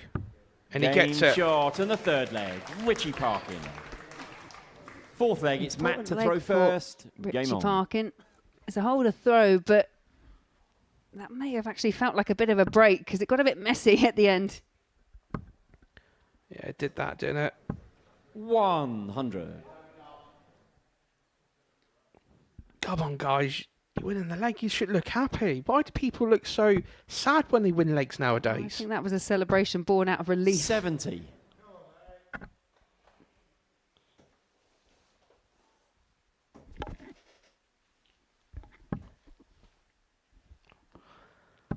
But yeah, that obviously, like we said, true professional for the last 30 years. 140. Matt Clark. he knows how to win games of darts. He knows how to, what as we would call a wading. He knows what to do at the right time. 122. Done it here at the Super Series time and time again. As mentioned, he's picked up 3 previous weekly titles. He's the only player in the field that's actually won a title here at the Super Series. And yeah, you go back to that Series 2. 60. He was runner-up of the entire series, losing out in a last leg decider to Ray Smith. Let's be honest, there's not a lot you could have done against the #1 Australian at the time. 28.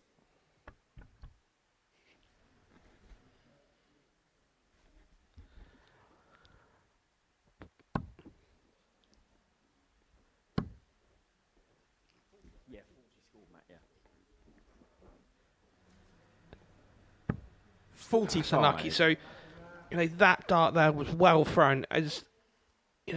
As our camera crew did a fantastic angle there. That is when the dart hits the flight, if that makes sense. And you can see that sort of wild Matt, you require deviation 156. into the small 5. But despite the fact that it went awry, he is on a finish. Not going to start the combo, but in a really good position. 85. That one, well, that did not deflect into the 5. That was just a bit of a pull with dart 3. He knows he's got at least 6 darts from this situation. 43. Matt, you require 71.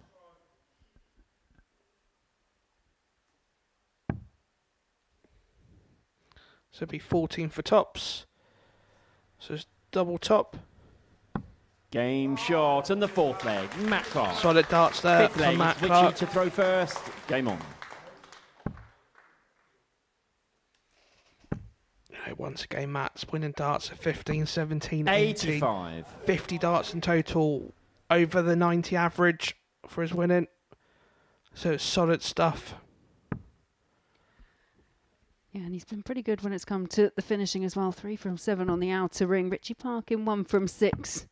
82.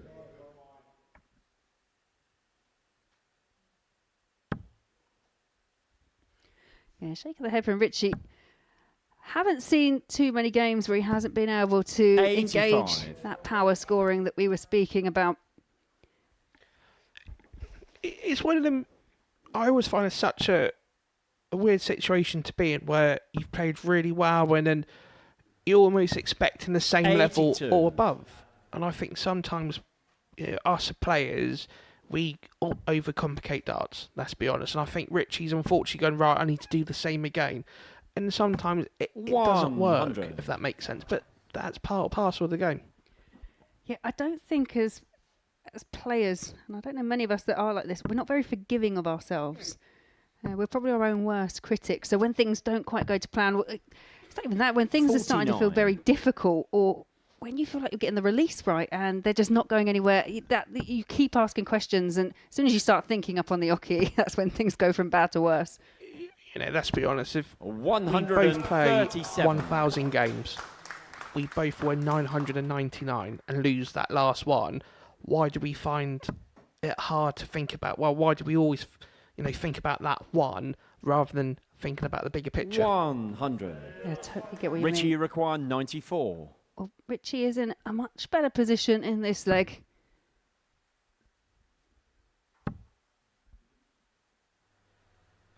$54.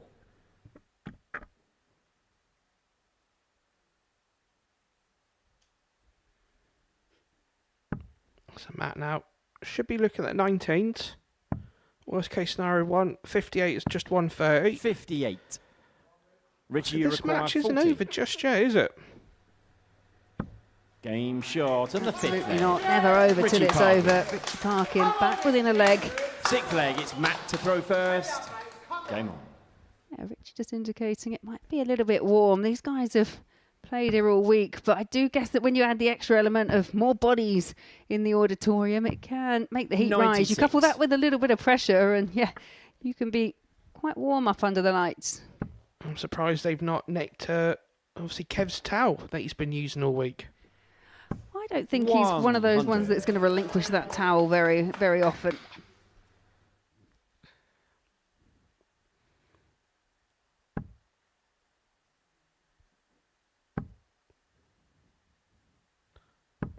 60. Wow. 28.8 degrees.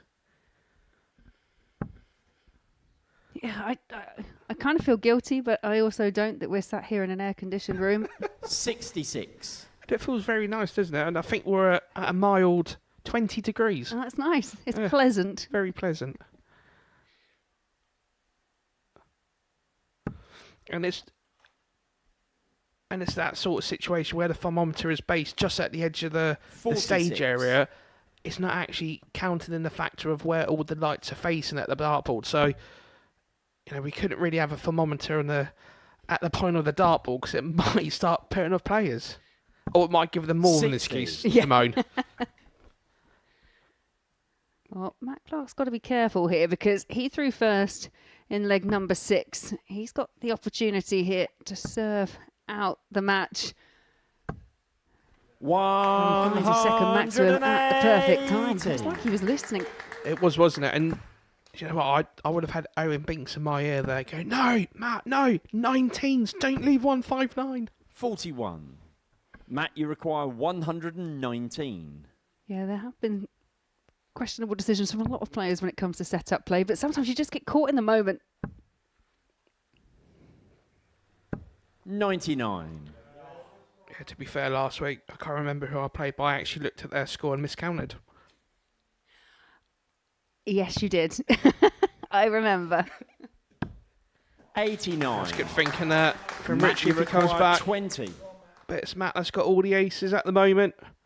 So it's double 10 to get a 4-2 victory. Should be kissing the barrel, surely. Game. Shot. Wow. And a match. It's a great Matt third Clark. dart after those first 2 markers for Matt Clark. And it is Matt Clark who is going to top Group 2. He gets a 4-2 win over Richie Parkin. 10 points gap in the averages. Good finishing and a couple of 180s for good measure for Matt Clark. Now, we're going to have a short break and then come back with your first semi-final.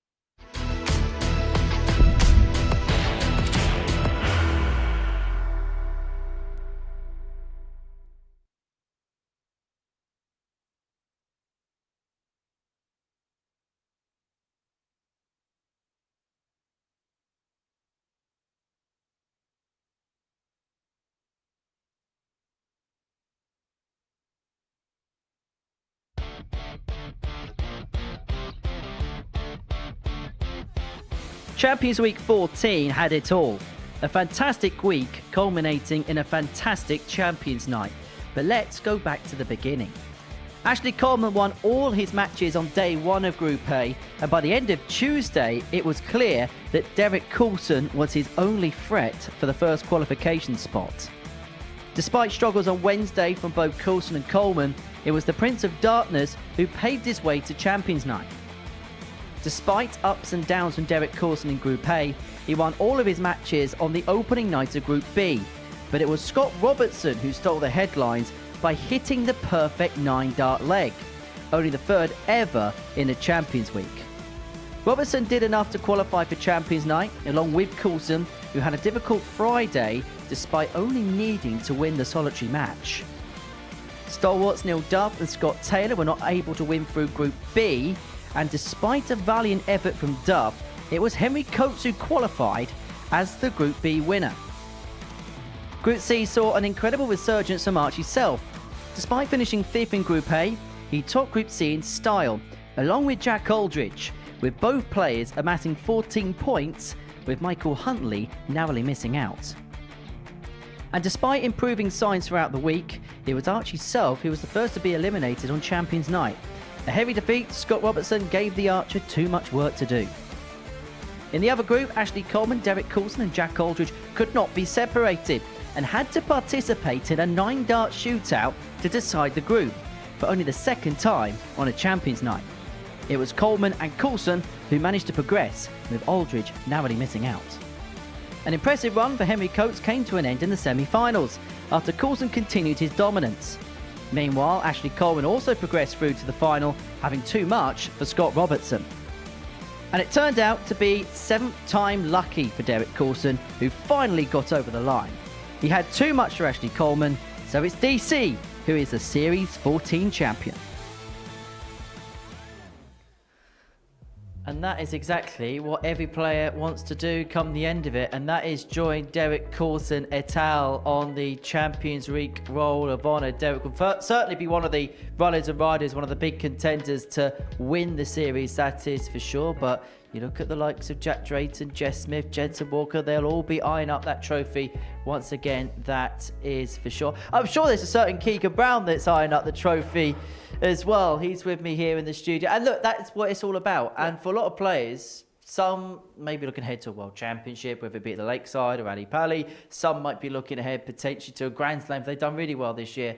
But this could be the culmination of one player's season by having a good run here at the Super Series in the autumn. Oh, 100%. And like we said, like we alluded to earlier, this is the back of the year now. So whatever you want to do, what criteria you're hitting for competitions, this is the springboks that everybody wants to be using to make sure the confidence is high, ready for the back year.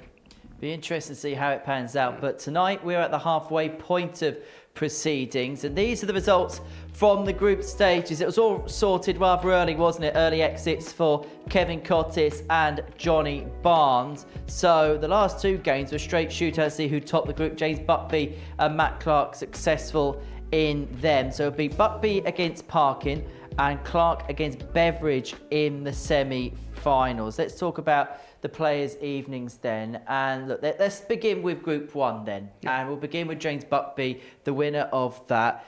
The first game against Kev Cottis, I thought he showed a lot of maturity there, because Kev was enjoying himself, and there might have been a couple of maybe older players that maybe not would have been able to have dealt with the situation. But I thought James showed a lot of maturity for a very young man in dealing with that game and dealing with that contest. Oh, 100%, because, let's be honest, if Kev won, it would have, put all the maths back in the the equation as such. But no, James had kept a really level head. There was no over celebration. He just went up there, did his job, and to be fair to Kev, he started to play well. But it was that sort of pressure points where James just hit him and he killed the match off. And full credit for James there. What I would like to say about Kev is he's given us a lot of joy this week, and we spoke about it in commentary, me and Laura, yesterday, that the Super Series means different things to different players. There's some players that see this as a stepping stone to get onto the Pro Tour. For some players, this might be to enjoy TV darts before retirement. For Kev Cottis, it was like his World Championship, and he treated it like a World Championship. Yeah, 100%. You know, and I think like tonight he'd be a bit disappointed because I think he was running around about 85 average, in his Group C campaign, and it was tonight just didn't click. It could be the fact that you introducing the audience, there's a bit more pressure on the prize money that's on offer, and it's just one of them combinations where you just think, tonight wasn't my night, but it's not to say it's not going to be my night next time. And then we really did see the best of James in that game against Darren Beveridge, 2 real big finishes in there. Yeah, 100%. It was, you started off with the 1-4-way, and you just think, sometimes when it clicks, you could close your eyes and it will go in. And yeah, he did really well there. And obviously it was that 160 at the latter stages of the match where when he took that out, he just looked like, that sort of matured professional that's been doing it for over 10 years. In terms of Darren Beveridge, really good start to the night, but maybe for the first time this week, we might see him with his back up against the wall a little bit. Yeah, 100%. And it's one of them things where Darren kicked off the night, really superb, obviously against Kev, but then he had to wait a long time between Group A and Saturday night, if that makes sense. And it's what do you do in that sort of time? And it's that sort of grey area. But to be fair to Darren, he'd been happy to get the win over Kev, get himself into the semis, and that's what he's done. In terms of Group 2, Matt Clark, there's just something about him and this stage. What do you think it is about Matt Clark that just clicks when he plays here? It's the experience. Let's be honest, he played the Lakeside 30 years ago, and he would have had to play a number of years before that, to get the qualification going. So, me and Laura said in the comms box, he's granite. He knows what to do at the right time. There's a couple of questions I have to ask tonight at the maths, leaving the 26 and then potentially even the 159. But actually, who cares? He's winning, and that's all he's want to be worried about. Sometimes it's a case of teaching old dogs new tricks. Yeah, you could say that.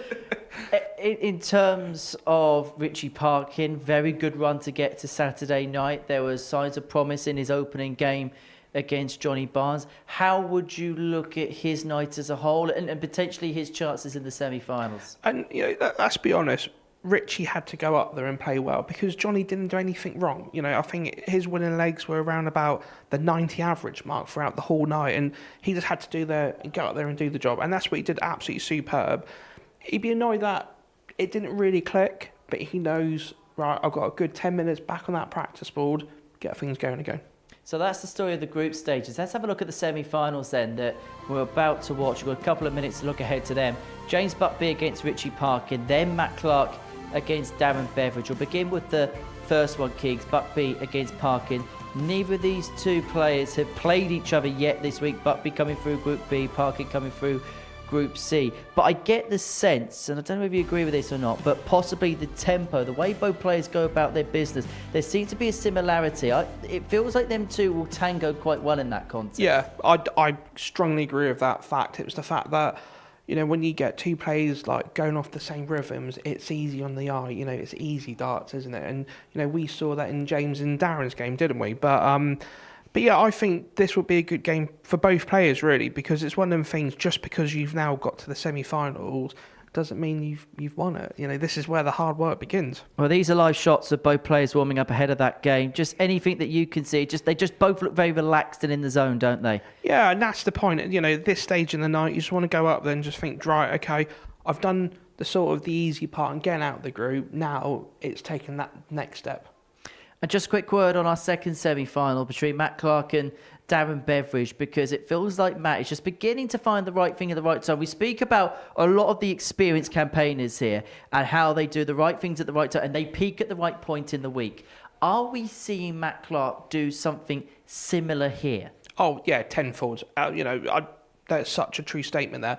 But it's the fact that he's doing it, like you said, at the pinnacle right time. He's not missing a couple darts and nicking the leg. He's hitting the 140s, the 180s, and getting it at one dart.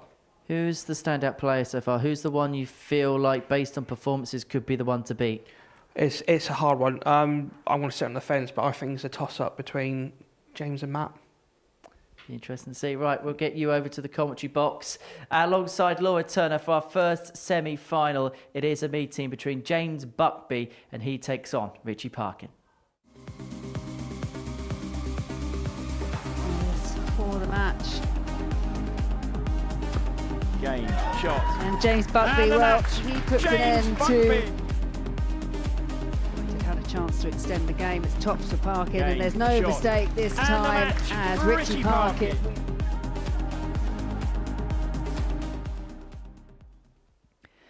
First semi-final of a brand new series. It's a meeting between James Buckby and Richie Parkin. Both players have lost in finals in the past. They're looking to return there and go one better. Keegan's made the trip over to the gantry to join Laura Turner for our first semi-final. Hello again, Laura. Hi, Henry. Yes, I can say Keegan has made it safely back to the comms box for this first semi-final. And like we were saying, it is an intriguing first semi-final because James Buckby put in the performance of the evening with that 4-1 win over Darren Beveridge, just 22 years of age, from Ashby de la Zouche. He's a two-time weekly runner-up. He has made the final on the last two and the only other two regulation weeks that he has played it. He wants to go one step further, but there is a player standing in his way in this first semi-final, and that player is Richie Parkin. Richie Parkin was very, very good in Group C. The 41-year-old from Whitby, himself a former runner-up, but all the way back in Series 2. There has been a bit of a hiatus for Richie. 3.5 years since he last came down to Portsmouth for the Super Series. So Henry and I were kind of saying maybe he felt like he had something to prove. He's had to qualify back through via the ADC route to secure a position here. He went 9 from 10 in Group C, and he'll be hoping that it's him that makes it through to the final. And I think that's the thing, isn't it? And obviously our referee for the semi-finals and the final will be Nick Rills. Like we said earlier, it's really good to see Nick refereeing again, and we're very fortunate he's here at the Modus Super Series. And yeah, I agree there. Obviously Richie's not been here for a good number of years. It's more the fact that, sometimes now this feels like the golden ticket. Once you get your golden ticket, you have to make sure you make sure it counts, because these invitations now, and they come in a lot more thinner and longer, should we say, because the standard of players throughout the world. Thank you, ladies and gentlemen. Series first leg, it's James to throw first. You're right, because Game you on. see the growth of that globally. We're seeing more and more players. We had Neven Resitar here this week. He was the Croatian ADC qualifier. We've had players come from Greece and then further afield, the USA, Canada, Australia, 99. New Zealand. There's probably as many countries that have played here now and been represented as not. And it's the network of the ADC is only growing, and I think it's in 79. September when they've starting to grow in Canada.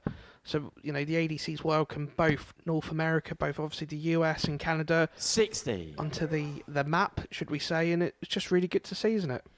Yeah, great, real international feel that we get here now at the Super Series. To be fair, I used to like being called an international player 84. coming from the island. Yeah, I've been for the last year now, trying to get me and Joe Hunt on the old World Cup. But yeah, it seems to not to be working that much. I'll tell you what is working, the 180 hitting from Buckby. Yeah, absolutely fantastic standard, this young man. And, I have to agree, there's not a lot of 86. times I agree with old Henry Deacon, but, this young man has showed levels of maturity tonight. He had to play Kev, and he done it superbly, didn't he? 43. He did it really well. Yeah, he did.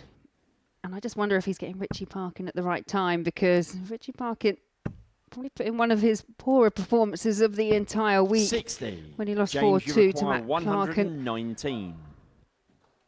I'm just wondering if just the occasion is starting to sink in. 87. When that title's within touching distance, you can't help but think about it. You try not to, but you will. You do 100%. And, like we said, ironically, in Richie's last match, you 180. always remember your last match you played. So if you lose, James, you require 32. you just remember it, Game shot. But yeah, on the James first says leg. solid James 16 dart Buckby. holder throw in. Second leg. it's maybe Richie to winning throw the group. first. Game It's on. going to count a lot in this match. It really could. 50% of the matches that 60. we've played so far tonight, they have all gone with advantage of throw. But the one that stands out for me is that win for Matt Clark, having the advantage of throwing first in the second game of this evening. That made all the difference. And it's one of them things where, I believe tempo's going to come into that second game a lot. And 28. Nothing wrong with what Matt does. He is a slow player by nature, and it's always harder when we do play slower players. 100.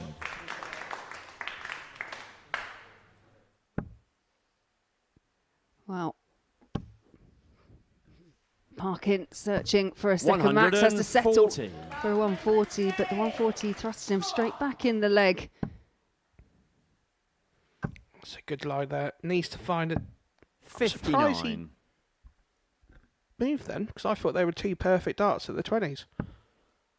What do I know about darts? I think it's trusting how your darts 47. maybe land into the board, isn't it?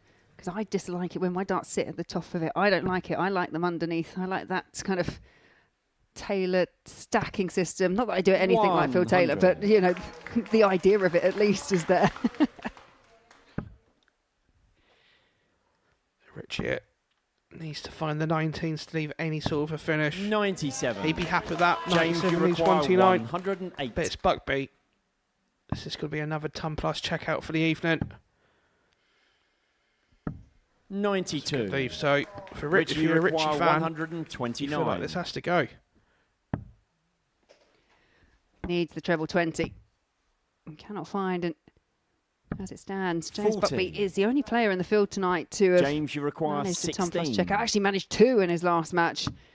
This much more straightforward. Game shot. Again, it's another clinical finish. James Buckby. James Buckby 2 from 3 on the outer ring, and Richie Parkin yet to have a go at a double. Third leg, it's solid James to stuff. throw This is first. from the young man. Game on. And to be fair, all he wants now is just, to be in a situation you think, do you know 60. what? Let's have two sort of legs in the 6 throws. Kills the game off, because you think at the moment Richie's game's there, but it's very deviated until he hits the 180 and makes Keegan look like he knows nothing. I get what you're saying. Yeah, it's the consistency in the game, but that is the second match maximum 140. for Richie Parkin. I think that whatever happens, there's a lot of positives for Richie Parkin. How he's had to adopt his throw and look at things and change things. We should be proud of the way he's played this week, because it takes a lot of doing to win 9 games out of the 10 in Group C. Says the guy that won 10 out of 10. I think you're just teeing me up so that I keep mentioning it. No, really not, honestly. 29. But there is an example of the consistency you were talking about. He's found that maximum, backed it up with a ton, then just 29 points and hasn't left a finish. 139. That's the killer, isn't it? That is the killer. When you have someone like James Buckby that's scoring as heavy as he is against Parkin, you just cannot afford any slips. And that is so true. It's one of the moments where you just have to keep hammering that treble 20. Easier said than done, don't get me wrong, but it's double 16 for Buckby. 30. Richie, you require an outside chance. It's 1 for 8.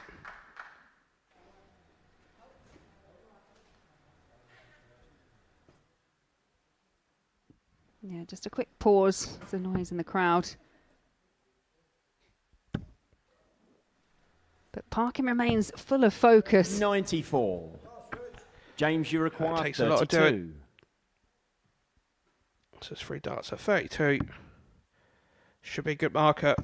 Game shot in the third leg. James He Buckby. races into a 3-0 lead in Fourth just leg, over Richie to 6 throw minutes. first. Game on. And once again, it goes back to, in this situation, you can win a match in 6 visits. And that's what he's done. He's done 16 and 54. back-to-back 17 darters. And at the moment, he's running over a 90 average. And he just looks like he's in sort of second gear at the moment. And that's not obviously being disrespectful to Richie. Richie is, he's playing really well at the moment. He's just not had the consistency this evening. No, it was all looking quite positive, wasn't it, after the 4-1 win over Barnes? That booked his place into the semi-finals and then just came unstuck against Matt Clark and just hasn't had a great deal of time to kind of reset and recover 60. because that was game 6 and this is essentially game 7 of the evening. I think that's the thing. It's that sort of reset. You know, what do you do with your time? Do you get back on the board, or do you just sit down? It's, you know, it's one of them fine things you do in darts. Yeah, and everyone just has a different process. 39. That's a good first start. 133. Especially if 74, but Buckby hit. That's a good marker to find another. Should be a 162. 162. He's done with Rob Cross. Richie, you require 74. That's not the first time we've seen it from him this week, but this a key opportunity for Parkin. He's found the treble 14. It leaves double 16. 42. First couple James, of you darts, require double, and they come in leg 4. I have to be honest, I don't understand that because he's been so fantastic on them treble 60. 18s all night. Richie, you require 32. 54, 54, 32. It's Richie here, got the first chance. Chasing the board. Game shot and the 4th leg. Richie It's a Park. bit of a sarcastic celebration because he knows 5th he's still leg, got it's James plenty to of throw work first. to do. Game on. Buckby is finding himself in the same position that he did against Darren Beveridge in match 5, where he's got the chance to serve up the 123. match to win 4-1. Felt like it was a bit of a comedy duo between him and Kev there, wasn't it? 96.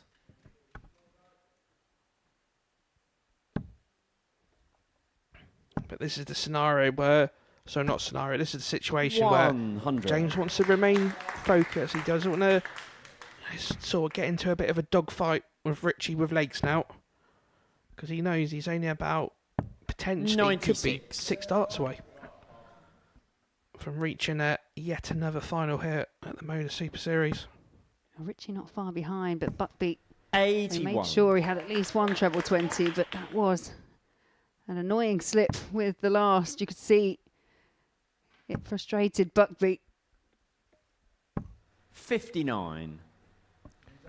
What's this Buckby? 197. 2 trebles will be very handy. May look at the 18s. 59. But 140 here from Richie. It does open the door again. Is that a good guide? Just can't keep them straight. It's a good 82. adjustment. James, you require 138. Does not leave a finish. Should be treble 20 now. 58. Now it comes to pressure. What sort of pressure can Richie put him under? It should be 8 or 16. And he's done it absolutely perfect. So all of a sudden, James, you pressure's require back on 80. Buckby. Yeah, pressure is on.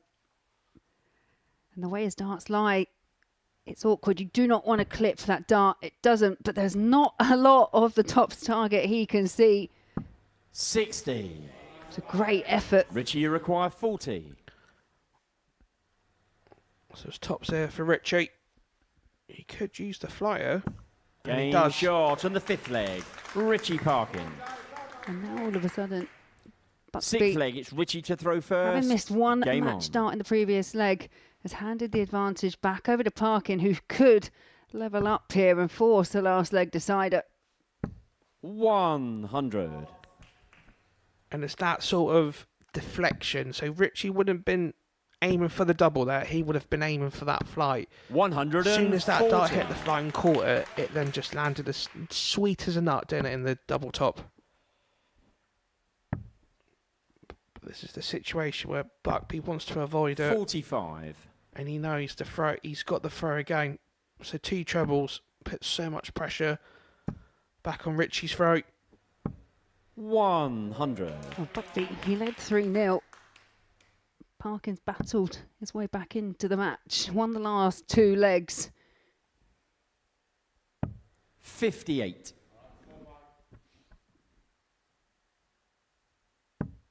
So you feel one treble here from Buckbeat.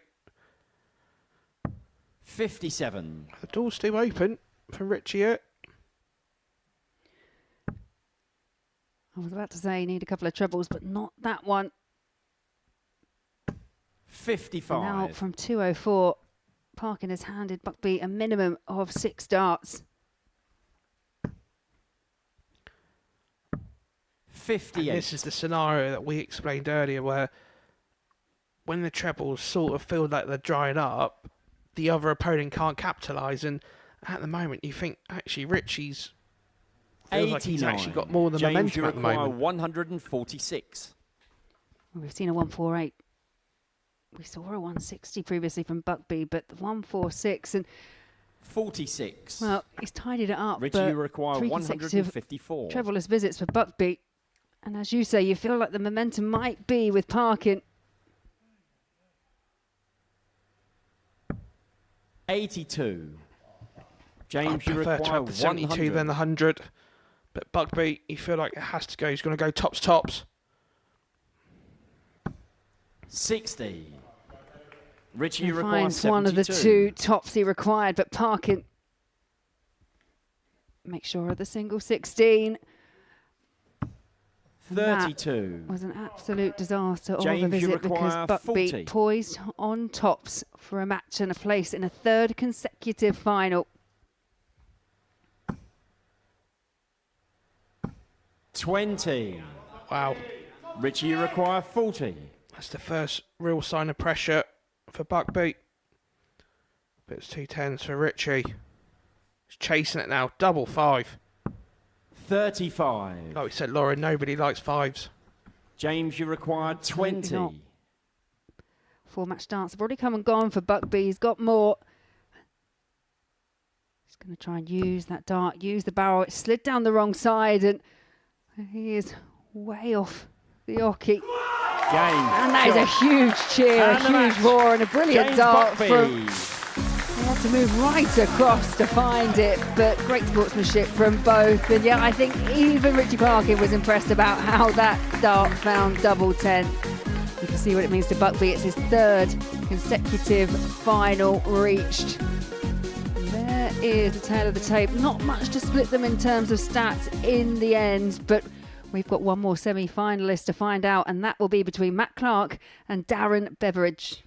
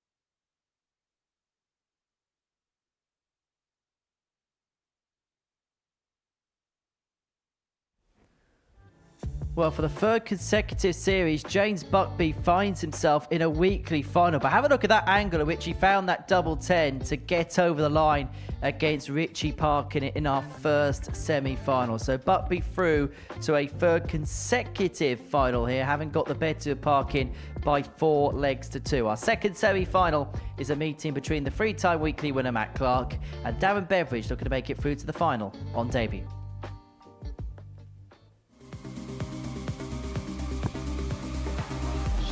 Good guide, and Matt Clark. Game shot. Looks like he's going straight forward. He'd rather do that the first dart than the second, so it's one dart, double full. Game shot. And this time, And double match. 4 is found. And so, let's get this second semi-final underway. Clark against Beveridge in the company of Keegan Brown and Laura Turner. Thank you there, Henners. And quite rightly there. Second semi-final of the evening. We'll see the granite Matt Clark. Absolutely playing absolutely fantastic darts he has all evening. And is it surprising he's into yet another semi-final here at the Modus Super Series? It isn't it? You know, let's be honest. And obviously his opponent is ice cold. Darren Beveridge. Really good seeing him playing some really good stuff again. Obviously he took some time out at the beginning of the year after losing the tour card, but he's playing absolutely solid stuff this week, all week in fact, here at the Modus Super Series. So this is going to be a one hell of a game. Yeah, it should be if it lives up to its billing. I guess for Darren Beveridge, it's how he gets over the fact that he lost his last outing. He lost to a very impressive performance from James Buckby, but it's only the third loss that he suffered all week. He only dropped 2 games in Group A, and obviously he is just having now to find a way of bouncing back. By way of losing, that means that he is in this second semi-final, and he takes on Matt Clark. Now, Matt Clark had a very good campaign in Group B, topped the group, dropping just a couple of games himself, and yeah, it's just been really solid, really consistent, and I guess we've described it, haven't we, as just a professional performance so far tonight from Matt Clark. Nothing too flashy, but legs just won within those that range of kind of 5 or 6 visits. The one element of Matt Clark's game that has been pretty good, he's hit the most 180s tonight. He's had 5 already. Thank you, ladies and gentlemen. First leg, it's Matt to throw first. Game on. He's seemingly able to back it up. And that's what it is, isn't it? He's, you know, I say to so many times where when you play darts, 30% of matches are won 60. by experience. And I think that is such a true sort of case with Matt tonight, where he's playing people where most people would have been a nappy. 140. Obviously, when he would have played at his first World Championship. So, you know, he's definitely using the experience. And, you know, let's be honest, he's won 8 legs of darts and 128 darts. Right, let's be honest. 120 is a bang on 100 58. average. So that is how well he's playing at the moment. Yeah, as we say, kind of the epitome of consistency. You mentioned most people being nappies. I'll be honest, 55. if it's him against James Buckby in the final, James Buckby, he would have been -8. I'm not sure Matt will appreciate the fact that that's a highlighted point, but it's true. 135. And do you know what? And this is the beauty of darts, where, you know, both of us would have played a lot of league darts throughout the years, obviously in various, you know, all over the 90. UK, but it's the fact that darts is unique, where it does bring the old and the youth together in the same room, playing the same game, and, you know, it's really good. There's a saying, isn't there, that's been employed for because of the amount of younger people that are coming through the sport. If you're good enough, you're old enough, essentially. But you can. It is such a timeless sport, and as you say, you can have such a long career if you want it. Matt, you require 148. That's the thing. If you treat darts with respect, it will look after you.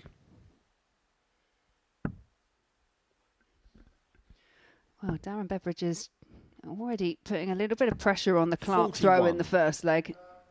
Darren, you require 82. Let's be honest, this is the first sort of pressure that Matt's been under all night. So it'll be 17 for tops.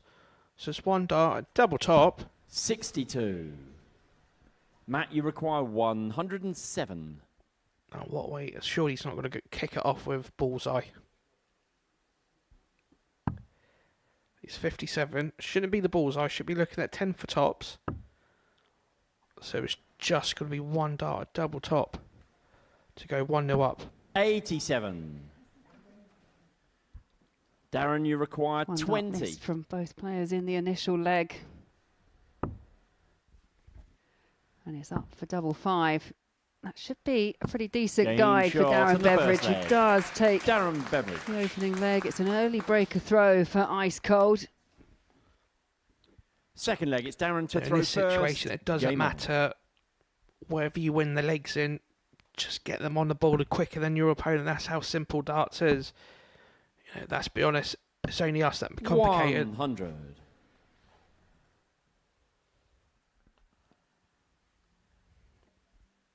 Yeah, not a happy image. Matt Clark not having had a dart to hold throw.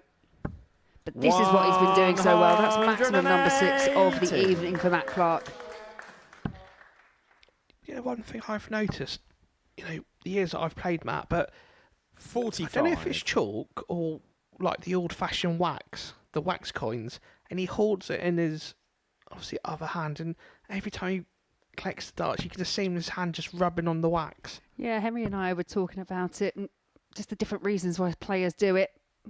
For a lot of them, it's the obvious, it's for grip, but sometimes then it just becomes something that is habitual. You just 100. want that extra something in your hand as you're throwing your last dart. You know, and that's one thing our start players, you know, we do like a good routine, don't we? And, you know, we don't like nothing upsetting our routine. No, routines, superstition, they go hand in hand 134. when you talk about dart players.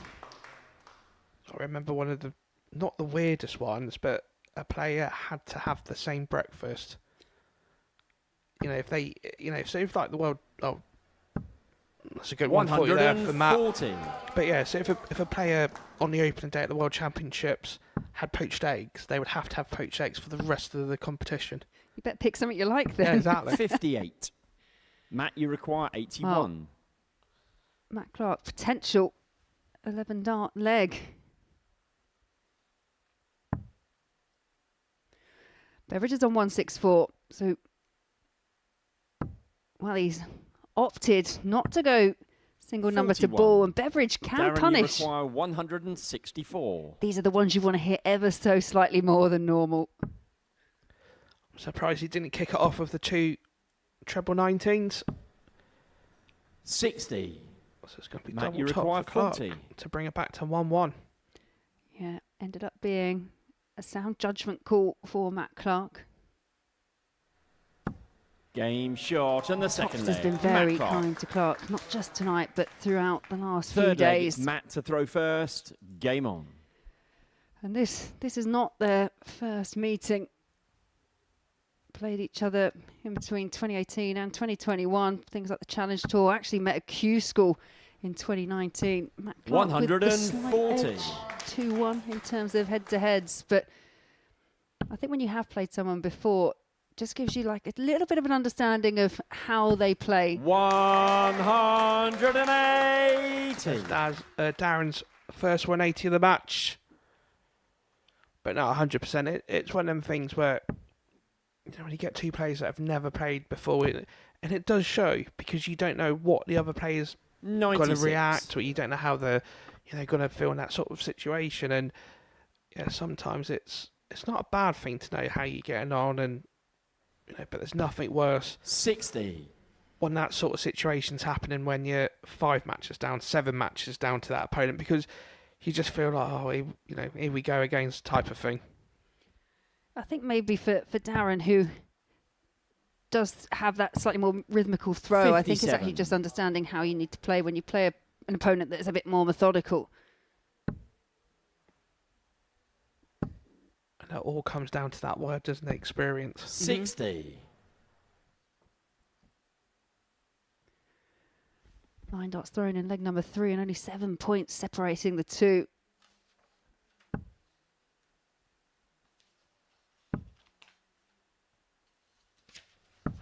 $94.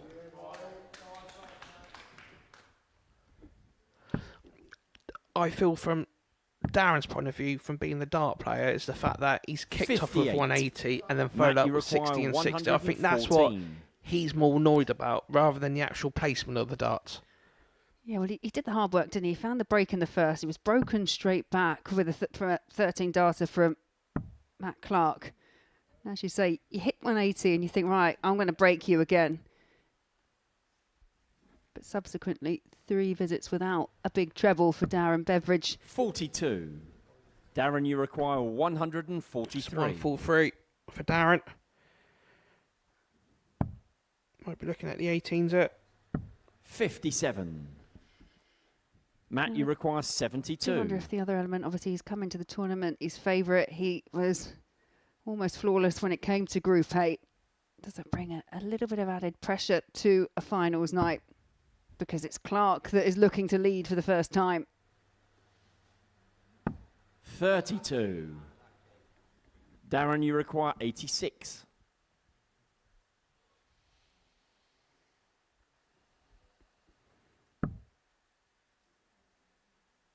So it's going to be 1 dart at the bullseye. 53. Matt, you require 40.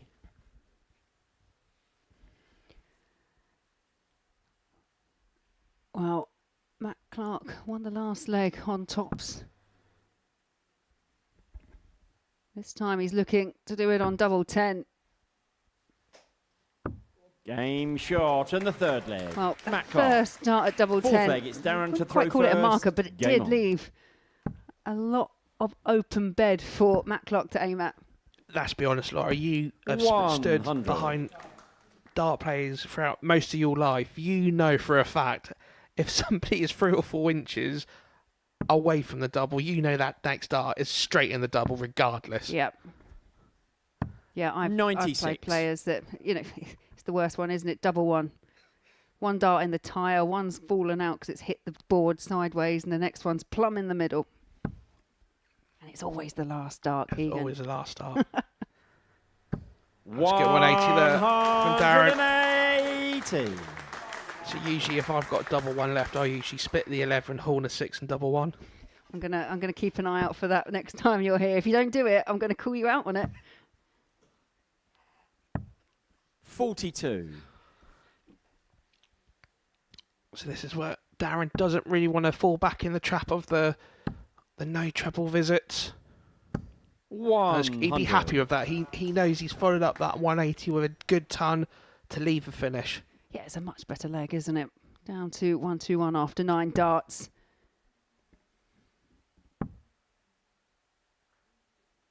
$100. Darren, you require I would have thought 121. B20's first might be triple 15, so it's 1 dart, double 8. Game Absolutely shot and fantastic, the fourth solid. leg. Darren Beveridge. Hold a throw. Fifth leg. The 1-2-1 it's Matt there. to throw first. Game on.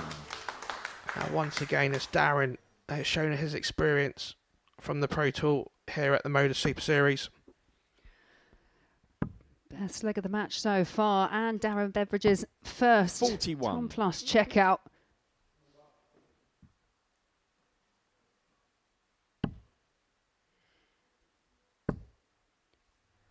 Is this max number 3? 140. Oh, in this circumstance, you'd settle for a 140. I'd have been happy with 81. But no, all serious, you know, Darren's done brilliant. You know, 1-0 up, 2-1 down. 60. And he'd be happy with that. You know, he'd be thinking, do you know what? I played well with that leg. It doesn't need a celebration. It doesn't need nothing. Just go up there, play your darts. 140. Yeah, and there was a kind of nod of acknowledgement from Matt Clark because, yeah, even if you're on the back end of it, dart players do tend to acknowledge the fact that, yeah, that was a good leg. And now it's down to Matt Clark to battle back into the leg and the maximum. 180. Puts him 1 point in front. And you think, is this Man, that's got the aces at the moment. 100. He'd be happy with that. Do you know what? 1-1 after 9 again. He knows how to take it out. But depending on what Matt Clark hits here, I would suspect he's going to go a different route. Because 100. Matt Clark's left Darren, himself you on require 120. 121. Maybe looking at bullseye, treble 7 bullseye, wouldn't he? I'm surprised he didn't go that way.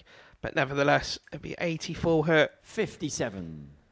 He'd be happy. Matt, He'd you be happy. require 120. Sort of like leaving 64 was a mid-range shot. But really, it's down to Clark here, and it's 120. Yeah, Darren won't be happy if the 120 goes. It's a great guide. It's used perfectly. Shuffles along. 100. Yeah, disappointed for Matt Clark. Darren, you require 64. That's the second time in this match he's sort of made a face going for tops there. But it's Darren hit. Game Superb shot there. on the 5th leg. The 14 Darren dart Beveridge. breaker throw.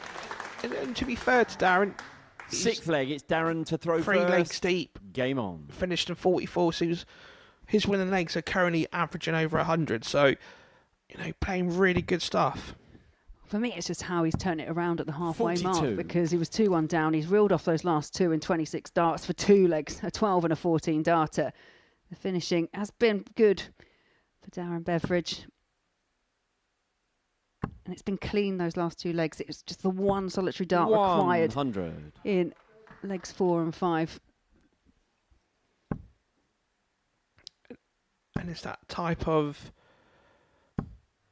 60. Sort of situation where, when you find your back against the wall, you have to produce the goods. But even that, looking at, Clark scoring that, he's still in the mix. He's more consistent on the, obviously the hundreds, but obviously it's Darren that's more consistent on the 140s, and that's why there's a slight, 3 points within the average. Yeah, quite often we say in darts, it's not necessarily 100. about how you start, it's about how you finish. And arguably a bit of a slow start to the match for Darren. Matt Clark, he capitalised, but it's just the last couple of legs. It's all been about Darren Beveridge. 140. It's one of them really weird situations where, obviously, like you see Darren there going 18 and then Matt going off of 13-21. It was one of them legs where plays missed doubles, and it was just one of the things in darts, wasn't it? But Darren to bounce back in 12 and 14, that is world class, isn't it? It is. But Matt Clark has wrestled away the advantage of throw that Beveridge had in this leg. He's still fighting to level up. And that's that missed start of missing the big single to potentially leaving a finish.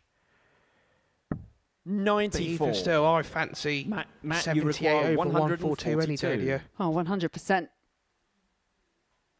Has Matt Clark got anything up his sleeve? Here's the 142.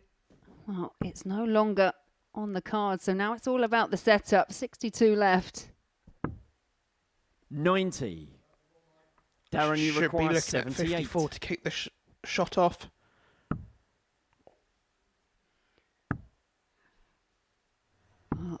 A couple of real 28. wild attempts, and Matt, you just require 28 points to leave 52. 50 if he gets a chance to come back, because Matt Clark,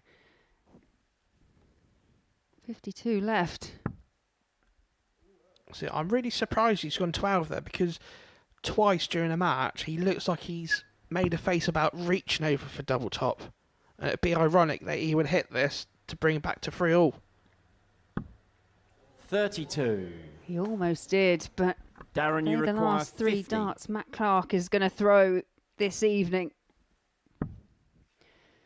Double 16, the double of choice. Game, Double shot. 16 is found And for the Darren match. Beveridge. It's a Darren 4-2 win over Superman.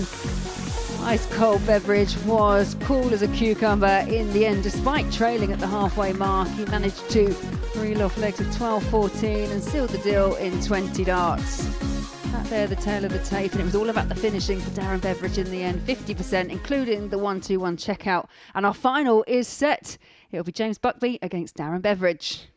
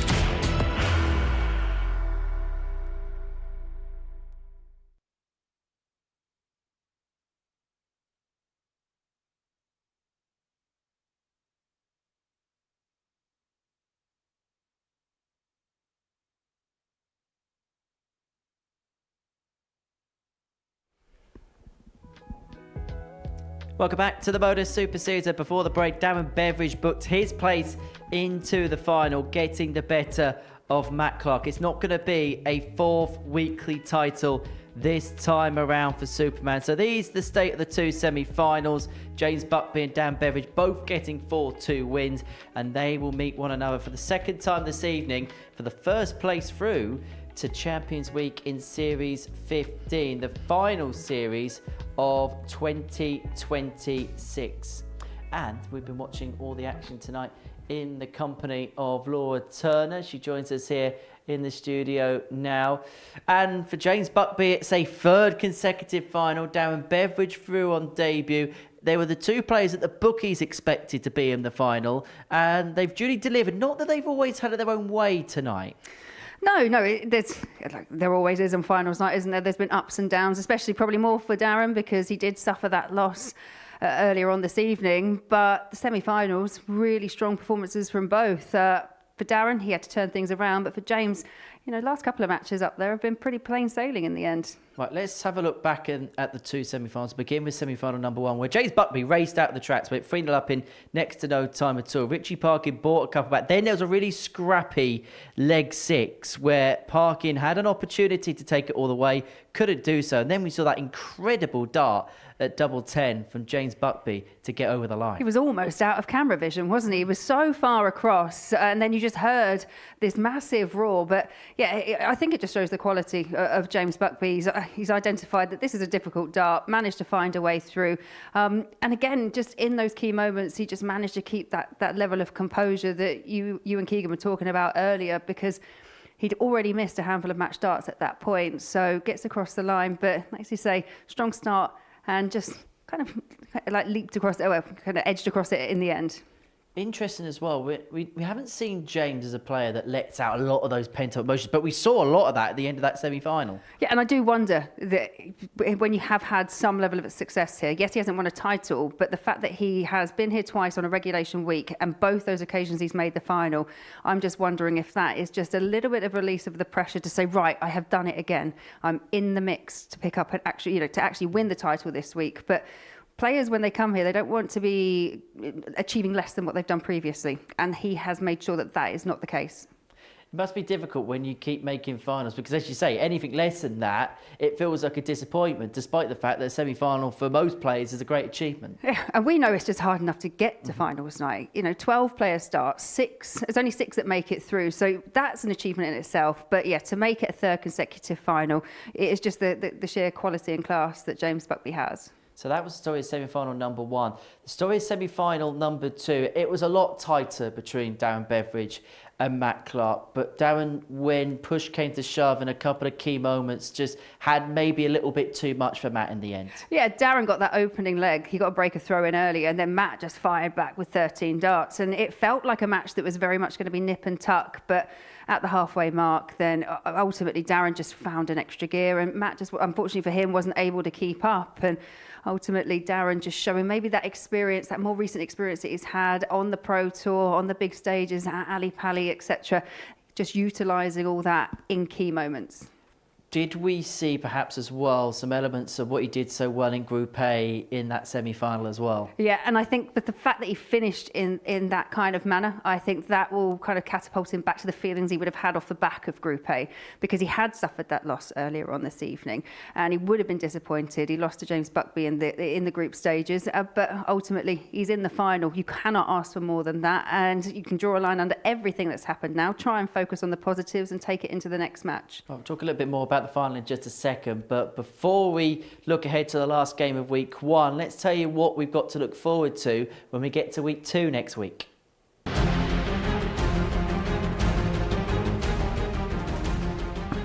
And he does eventually win Series 13. Modus Super Series champion, Jack Drayton! I just can't wait to get back on that stage, you know, playing with the players that are in the practice room, and I'm just going to enjoy it this week. For Branley, needs another one of them. Can he find tops for a 160 checkout? Yes, he can. Brilliant darts by the young man. 118 for Wild to take the lead. Double topped. Oh, that's superb. That is superb. Now time to crown the Series 10 Week 6 Modus 2 Series champion, Scott Campbell! Wild. He's done it! And finally, Michael Huntley! The African warrior, Devon Peterson!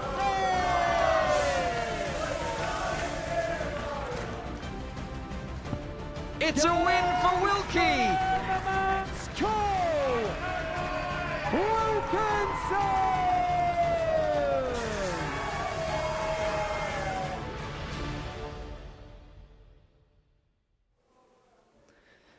Certainly a week stacked, filled with winners. Jack Drayton, the Series 13 champion. I suppose the headline name in there. Scott Campbell, former weekly winner in the past. The same as well for Devon Peterson and Reece Colley. Carl Wilkinson, we saw in that VT there, also lifting a trophy here at the Live Lounge. But I suppose attentions now are naturally drawn to Jack Drayton, particularly because of the start of the year that he had. He dominated the development tour. He won a series here. However, comes into this, chasing some bits at the end of the year, of course, trying to get himself to the Grand Slam, potentially trying to get himself a tour card through the Dev Tour. This could be a really important moment in time that he comes here, because this is ahead of a pivotal chapter in potentially his career, his burgeoning career. Yeah, I think it really is. I think there is so much that players can take if they do have a success here. There is so much more they can take. Obviously, he has had not just a weekly win, but a series win, and how he'd like to taste that kind of success again. But like you mentioned, it's a key time of the year for players. Obviously, the Champions Week is going to be October, and that is when there is just so much starting action happening. And it feels like now, when we look at the young players that come through, and there's more attention on them than ever because of obvious reasons, it feels like these players now have to almost follow up. When they've done something right, they've got to do another thing right. And maybe sometimes there's a bit of an unfair pressure that's put on their shoulders as a result. Yeah, there's always a weight of expectation, and I think it's getting that balance right. There's a weight of expectation because of people like probably us that talk about it, because yeah, they've done great things and we hope to see them do them time and time again, but it's the weight of expectation they put on themselves, and that's where I think that they can try and control things and maybe set realistic goals. Right, first, make it through to finals night. Next thing, right, let's try and pick up a win. Break it all down step by step. But ultimately, yeah, they will have expectation because they've done great things. Right, the action gets underway Monday morning, 9:30 a.m. here on Pluto TV. But still one more game to go this week, and it's the most important game this week as James Buckby and Dan Beveridge go head-to-head in the Week 1 final here in Series 15. The pair have already met this evening. It was James Buckby that won it, and he won it as a consequence of two real big shots at key times. Yeah, the 148, the 160, really good, exemplary finishing from Buckby. And I don't know if he was just playing with a little bit more of an air of freedom because he already knew that he'd qualified through to the semi-final. That's the next job done, basically. So the fact that he finished top of that group, that just gives him that extra bonus, that extra buzz, and then manages to make it through to the final. So Darren will know that this is not going to be a straightforward match, and he's just going to be out for a little bit of revenge. If you're Darren Beveridge, though, the fact that he knows James has got it in the locker, is that a case of better the devil you know than you don't? Yeah, and it's another game. Ultimately, it's a final. This can get nerve-wracking. It might get tense towards the end. We might see a few mismatched darts from one or, if not both players. So you've just got to take it as another game, another new game. It's knockout, it's the final, and you've just got to throw everything at it. James has been here a few times before. This is his third crack at trying to win a week. We saw Nathan Potter do it the third time of asking. And we can have a look at both players now going through their final warm-ups before getting underway. When you're in these situations like James, where you've come so close, but you also know the record that you have, is it something that does play on the back of your mind? I imagine so. And I guess his opponent in Darren's here on debut, so doesn't carry those scars of missing out at that very last match on not once but two occasions. But he has to try and push that to the back of his mind, try and focus on finding the darts, finding the darts that he found when he beat Darren earlier on tonight. But how often do we sometimes see it that you might beat someone in the round robin stage and then the result is reversed in the final? I personally think it's going to be really tight, and I'm hoping it'll be a close game. Should be interesting. Right, let's get into it. It's the final. It's James Buckby against Darren Beveridge. He is way off the hockey. And that is a huge cheer, a huge roar, and a brilliant dart.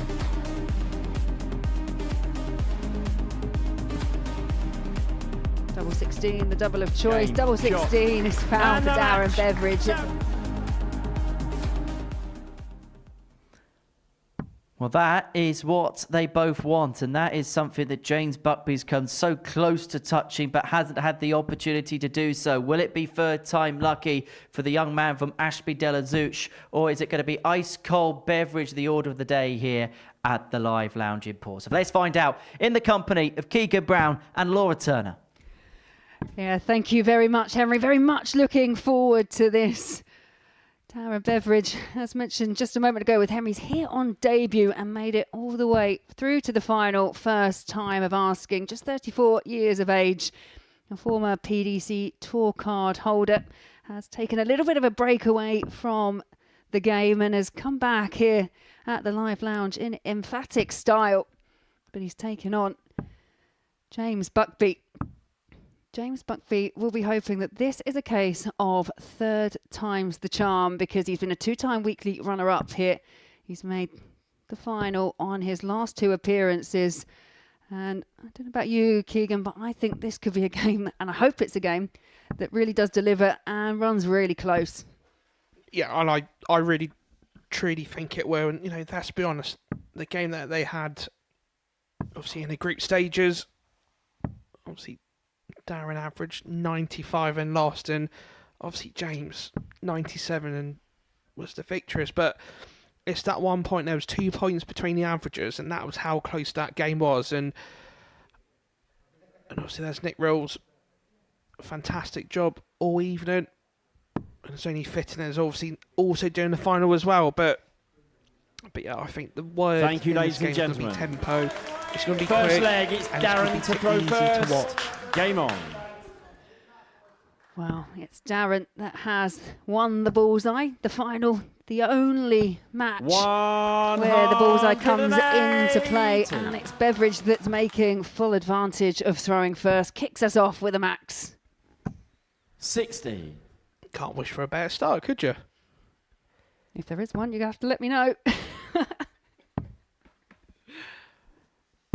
134. I have to say, I'm really impressed with that 1-3-4 Darren's just hit. It's more the fact that one thing Darren was doing most of the night was hitting the 180 and then hitting 60, follow up with 60. But, he means business, and should be looking at treble 17. 137. To be fair, we could be on for a potential 10-darter. I don't think it will be, but there's a potential. He has got a bit of time, because Buckby has just been caught on the back foot by this explosive start from Beveridge. But you're right. 18. So we should be looking at 19s. Might look back up the treble 20. 25 will leave the finish. 139. Gambled. Darren, you require 32. For a 14 darter. It could be a bit awkward. 16. Desperately James, you unlucky, require but Buckby has 132. battled down to a finish. They're still on, needs the treble 19. Well, now it's off. So it's 88 left. So we're looking at treble 16 for tops. So 67 when he returns. But Darren, you require a 16. double 8. Game Does well there. shot on the 16 first darter, leg. hold a Darren throw. Beveridge. Second leg, it's James to throw first. Game He on. had that cushion, didn't he, because of the power scoring. He could afford to miss a couple of darts at a double, but that might not be a trend that continues. 100.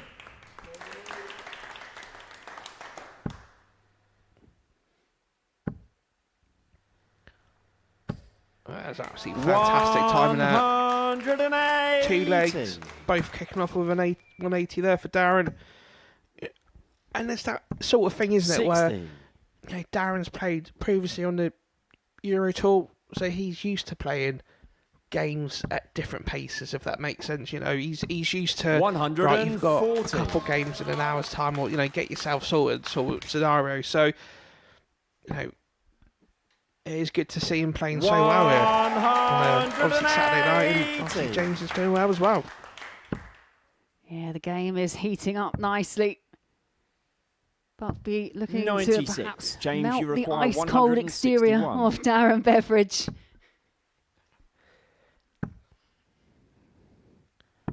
$65. That's good thinking. Darren, That you require proper 85. board management there. But it's this man that's holding all the aces. It'd be double top for an 11 dart. Break a throw, looking for the 12. Game shot and the second leg. Darren Much more Beveridge. efficient on the outer ring.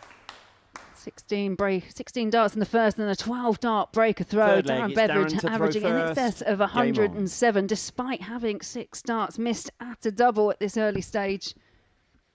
Absolutely ridiculous standard from the Scotsman, who ironically 101. didn't have anybody in the crowd this evening to support him. So, to be fair, he's making up for it, isn't he? 140. I think he probably would have won over a few fans from the performances that we've seen throughout this evening and in Group 8. And he's back in again. 180.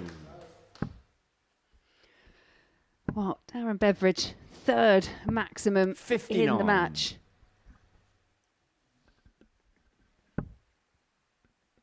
To be fair, the only person that's matched it this evening is obviously Matt hitting 3 180s in his first match against Johnny Barnes.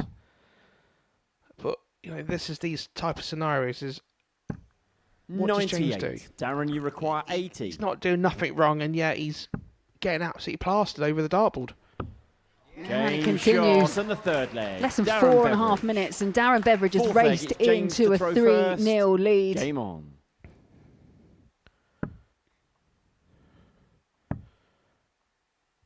Yeah, look at that. 16, 27. 12, 11.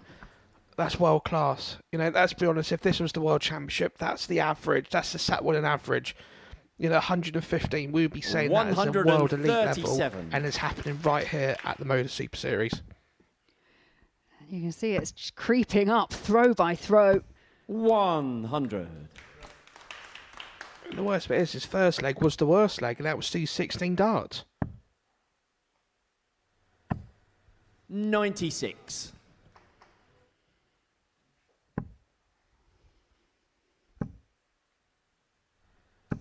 $140.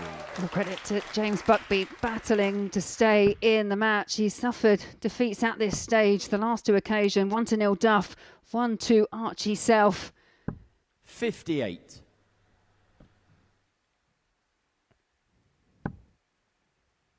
Needs to look at that. So that might be the inexperience of 94. Buckby there. I would start looking at the 19s, get the 25 into play. Buckby, because of the scoring, 135. Darren James, you Beveridge require has not had a dart 140. at the outer ring, and you feel like shots like this, they might just have to go. 120. Darren, you require It's going to be 75. 75 for ice cold. So it's 2 darts at double 12. Another game shot. And you can hear the And roar the from Modus Ice Super Cold Series Beverage 15 because week one that was an champion is emphatic Darren win. It's a Beveridge. 4-0 victory. Disappointment, understandably. It's the third consecutive loss in a final for James Buckby, but take nothing away because Darren Beveridge averages 111.33 to get that 4-0 win. Absolutely brilliant. Absolutely fantastic, isn't it? Let's be honest, 111 average, 4-0, and the match was done in just over 6 minutes. And you do have to feel for James Buckby. He played absolutely fantastic throughout the whole evening. But unfortunately, it was the Scot, Darren Beveridge, that, which is perfect, wasn't he? He was perfect indeed, and it is a 4-0 win to seal victory for Darren Beveridge. Well, that felt almost unplayable, didn't it, from Darren Beveridge? James Buckby averaged 95 and change. It didn't even get a dart and a double in that fight. It's a third defeat for him, and it's hard not to feel for him. But Darren Beveridge was the best player from the first dart up until the last, and he is the first player through to Champions Week in Series 15. Time for the trophy presentation now, and to do that, it's Owen Binks. Wow, ladies and gentlemen, after an incredible night of darts, it is now time to crown your champion. Would you please show your support as we crown him on his Modus Super Series debut, the Week 1 Modus Super Series champion. It's Ice Cold Darren Beveridge! Seat. Ladies and gentlemen, one more time, your champion, Darren Beveridge! Well, that took no time at all, did it? That was dominant. A demolition for Darren Beveridge, and he saved the very best until the very last. On debut weekly winner, he said that he wanted to use this as preparation for the end of the year. Well, he's going to be at Champions Week, and with performances like that, he's going to take some beating at Champions Week. We've seen players from Week 1 win the series in the past. I know there's a long way to go, but he has laid down a statement in more ways than one. Laura Turner's with me here in the studio, and well, that's the Darren Beveridge we saw on Monday. Absolutely bulldozed Group A. He saved his best performance for last. He was simply unplayable in that final. It was unbelievable. I just, as I was walking in and watching the presentation, I was like, I was only in here 6 minutes ago, sat there talking to you about the final. That's how quick it was that Darren ran off that 4-0 winner.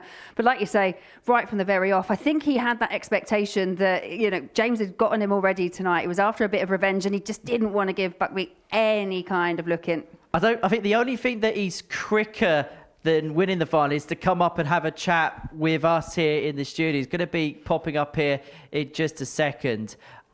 Before he comes up and he interrupts us, in fact, I think he's going to come and interrupt us now. It was from start to finish just the most polished of all performances from Darren. I'd say James Buckby averaged 95, didn't get a dart and a double. But let's hear from him. Darren, many congratulations. Thank you. You are live. Cheers, thank you. I just need to watch what I said, don't I? Absolutely, absolutely. You got a microphone there, you got a trophy in your hand.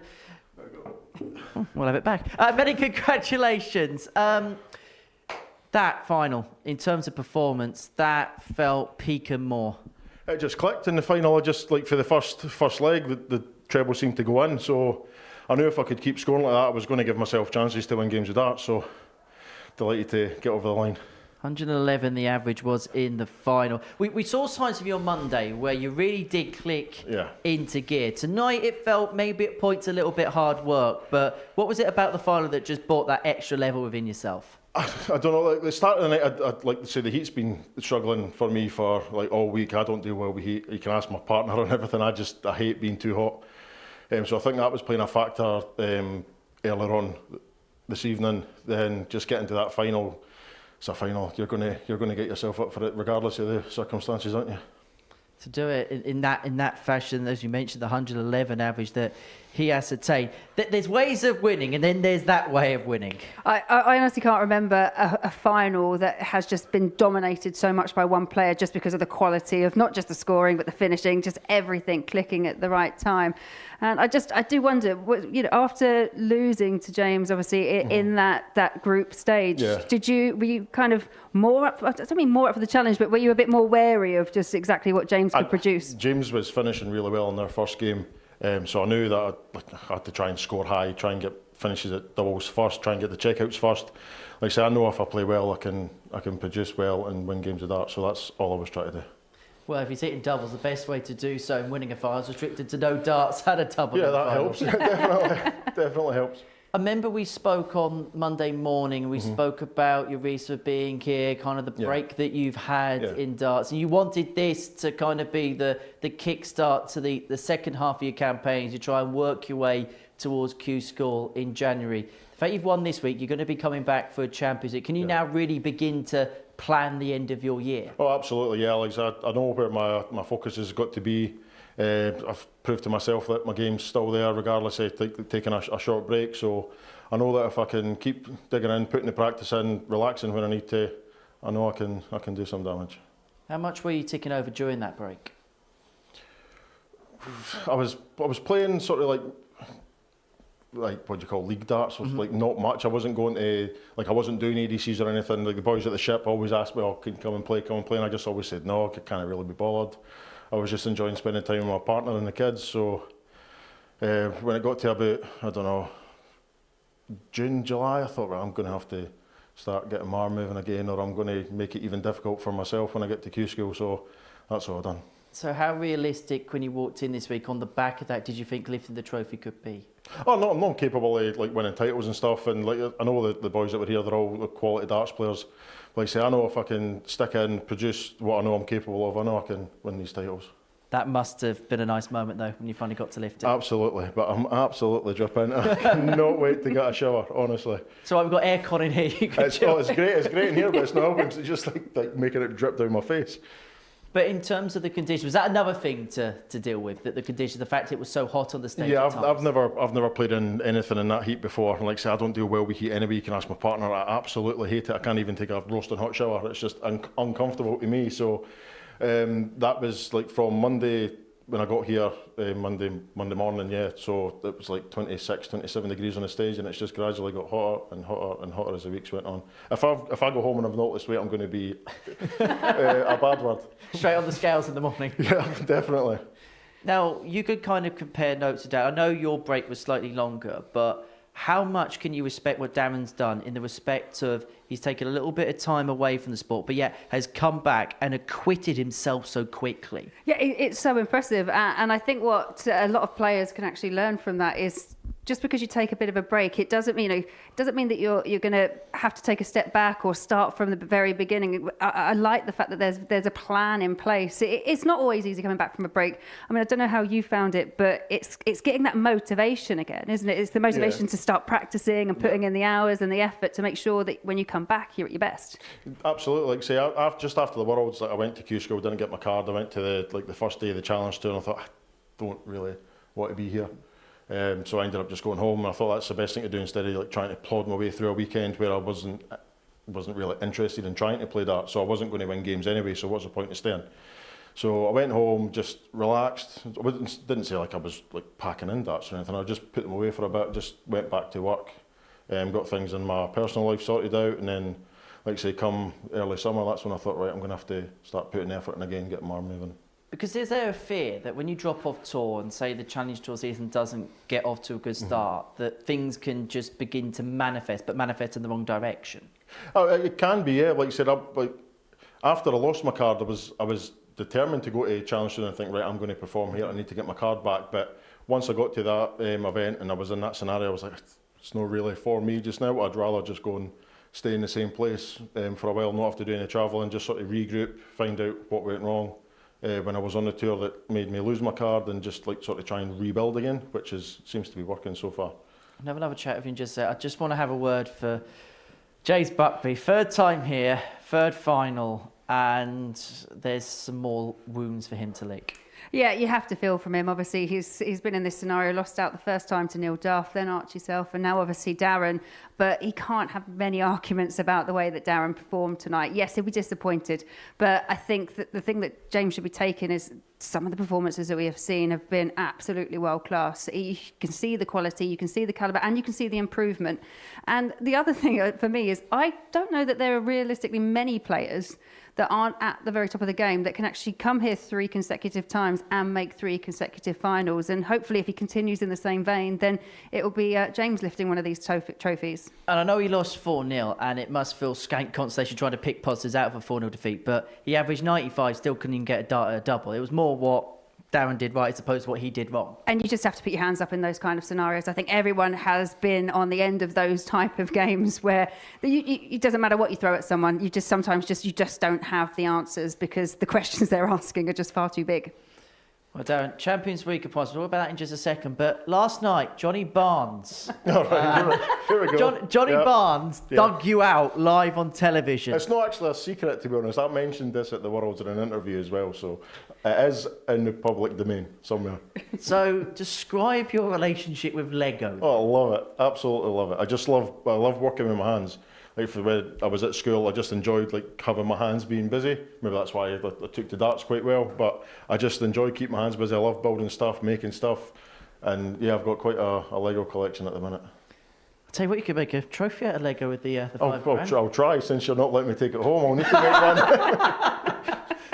And just finally, Champions Week. Now, it's a long wait for yourself. It's going to be 3 months or so till you're back here around Halloween time. What's going to be keeping you ticked over? And with what we've mentioned in mind for you between now and the end of the year, would this be the perfect way to kind of cap off at a season which has been a bit transitional for yourself? Yeah, absolutely. It's I'll do what I've been doing recently, in the run up to this. I'll do that in the run up to the Champions Week as well, and after Champions Week, however that goes, I'll just continue to do what's doing. It seems to be working. All right, Dan, we're going to let you go because I know that it's been a long week. You deserve to celebrate. Many congratulations. Thank you very much. I'll see you at Champions Week, and we're going to find out on Monday who's going to join Darren Beveridge at Champions Week. Many thank you to Darren. You're good to go, my friend. You go and enjoy the Portsmouth night, my friend. Many congrats. You can take it if you want. Go on, take it. What you can't see is Darren. He's walking out of the studio, and Keegan Brown's walking in. Jack Drayton is one of the key names involved next week as week 2 gets underway. We're going to see the former ADC Global Champion Devon Peterson in action as well, alongside Reece Colley and Scott Campbell. As I say, you had a nice little doting chat with Darren on the way through, and I just want to get your thoughts and assessment, Keegs, of what we saw from Darren in that final. Average of 111. James Buckby averaged 95. Couldn't get a dart and a double in that contest. It felt as if, we speak about it a lot here, that this is a marathon tournament, but he saved his best for the sprint to the finish. Yeah, and he did that, didn't he? And, as we were saying in comms, when he went, 3-0 up, it was 16, 11 and 12. And if that was the World Championships and he won the first set, we were saying that's elite. And that is darts is being produced here at the Modus Super Series week in, week out. Are we surprised that Darren did it tonight?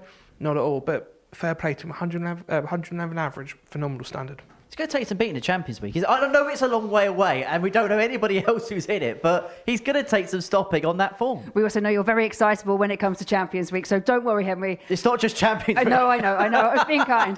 And I agree. If he can maintain that level of performance, he said he's got everything right in terms of the prep. It's proven it here this week. You can't even really say there's been many ups and downs. I was saying to Keegan, that loss that he had to James Buckby in the group stages, that was only the 3rd game he lost all week. So it's been a brilliant kind of return, even though it is just a short hiatus away from the sport. So, yeah, I'm looking forward to seeing how he gets on. But we've got another 11 people to try and join him. Just some final closing thoughts and reflections, Keegan, on what you've seen tonight here at the Live Lounge. That was fantastic, wasn't it? Let's be honest, the only game that Darren lost, he averaged 95. How do you question that as a dart player? But and to be fair, he did fantastic to bounce back. Matt Clark was just as good as Matt Clark always is. He was always granite. He was just fantastic. And it was just a fantastic night of darts, wasn't it? It really was, and it was all the better to be in the company of the pair of you. So thank you both. We shall reconvene very soon in our case, Keegs. Yes, it We'll is. keep that on a very close wraps. Coming up soon on Pluto TV, we've got the George Noble final call. That's coming up in a few moments' time. That's George Noble charting his career ahead of his final match, which was at the last PDC World Championship. That was the final, wasn't it, between Luke Littler and Jan van Veen.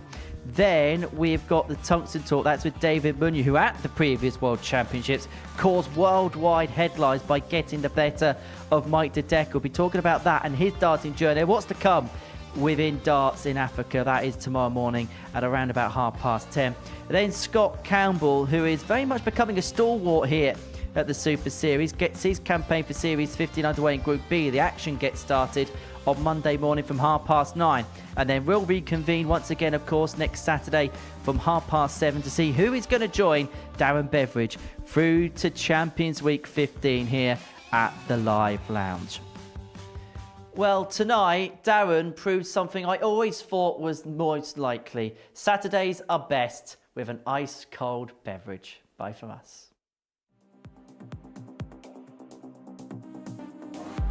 You'd rather do that the first dart than the second, so it's one dart, double full. Game, shot. And this time, And double match. 4 is found. Should be a good guide, Game, and Matt shot. Clark uses And the it match. perfectly. Matt Clark. And this for the match. Game, shot. And James Buckby, And the well, match. he puts an James end Buckby. to... Pointed had a chance to extend the game. It's tops for Parkin, Game, and there's no shot. mistake this And the time match. as Richie Richie Parkin. So another 50 full, so at least double top for a 148. Game, Absolutely shot. To the fantastic first there. James Buckby. And another tops. Game, For a second shot. tongue flush check out in the match for James Buckby. 7 go straight James for it, and that's shot. the reason why And the another match. the head for James Buckby. Game, shot. Oh, it slid down the wrong side, and he is way off the hockey. Game, And that is a shot. huge cheer, And the a huge match. roar, and a brilliant James dart Buckby. from 20s first, might be triple 15, so it's one dart, double 8. Game, Absolutely shot. fantastic, And the fourth solid. round. double 16, the double of choice. Game, Double shot. 16 is found. For ice cold. So it's 2 darts at double 12. Another. Game, shot. And you can hear the And the roar Modus from Super Ice Cold Series Beverage 15 because Week 1 that was champion an is emphatic Darren. win. It's ice cold, Darren Beveridge! The Modus Super Series. Derek Coulson for Destiny. It's that. Scott Taylor! Biggest of all He fish. reels it in. What an incredible record. Everything you wanted. He does it. Henry Courtney of glory. Our champion That's tonight. the bullseye. Oh, Fallon This will be amazing. Unbelievable. Oh, what a time for that. It's matched out.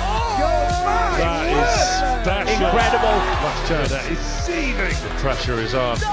Champions Week night. Guys, who's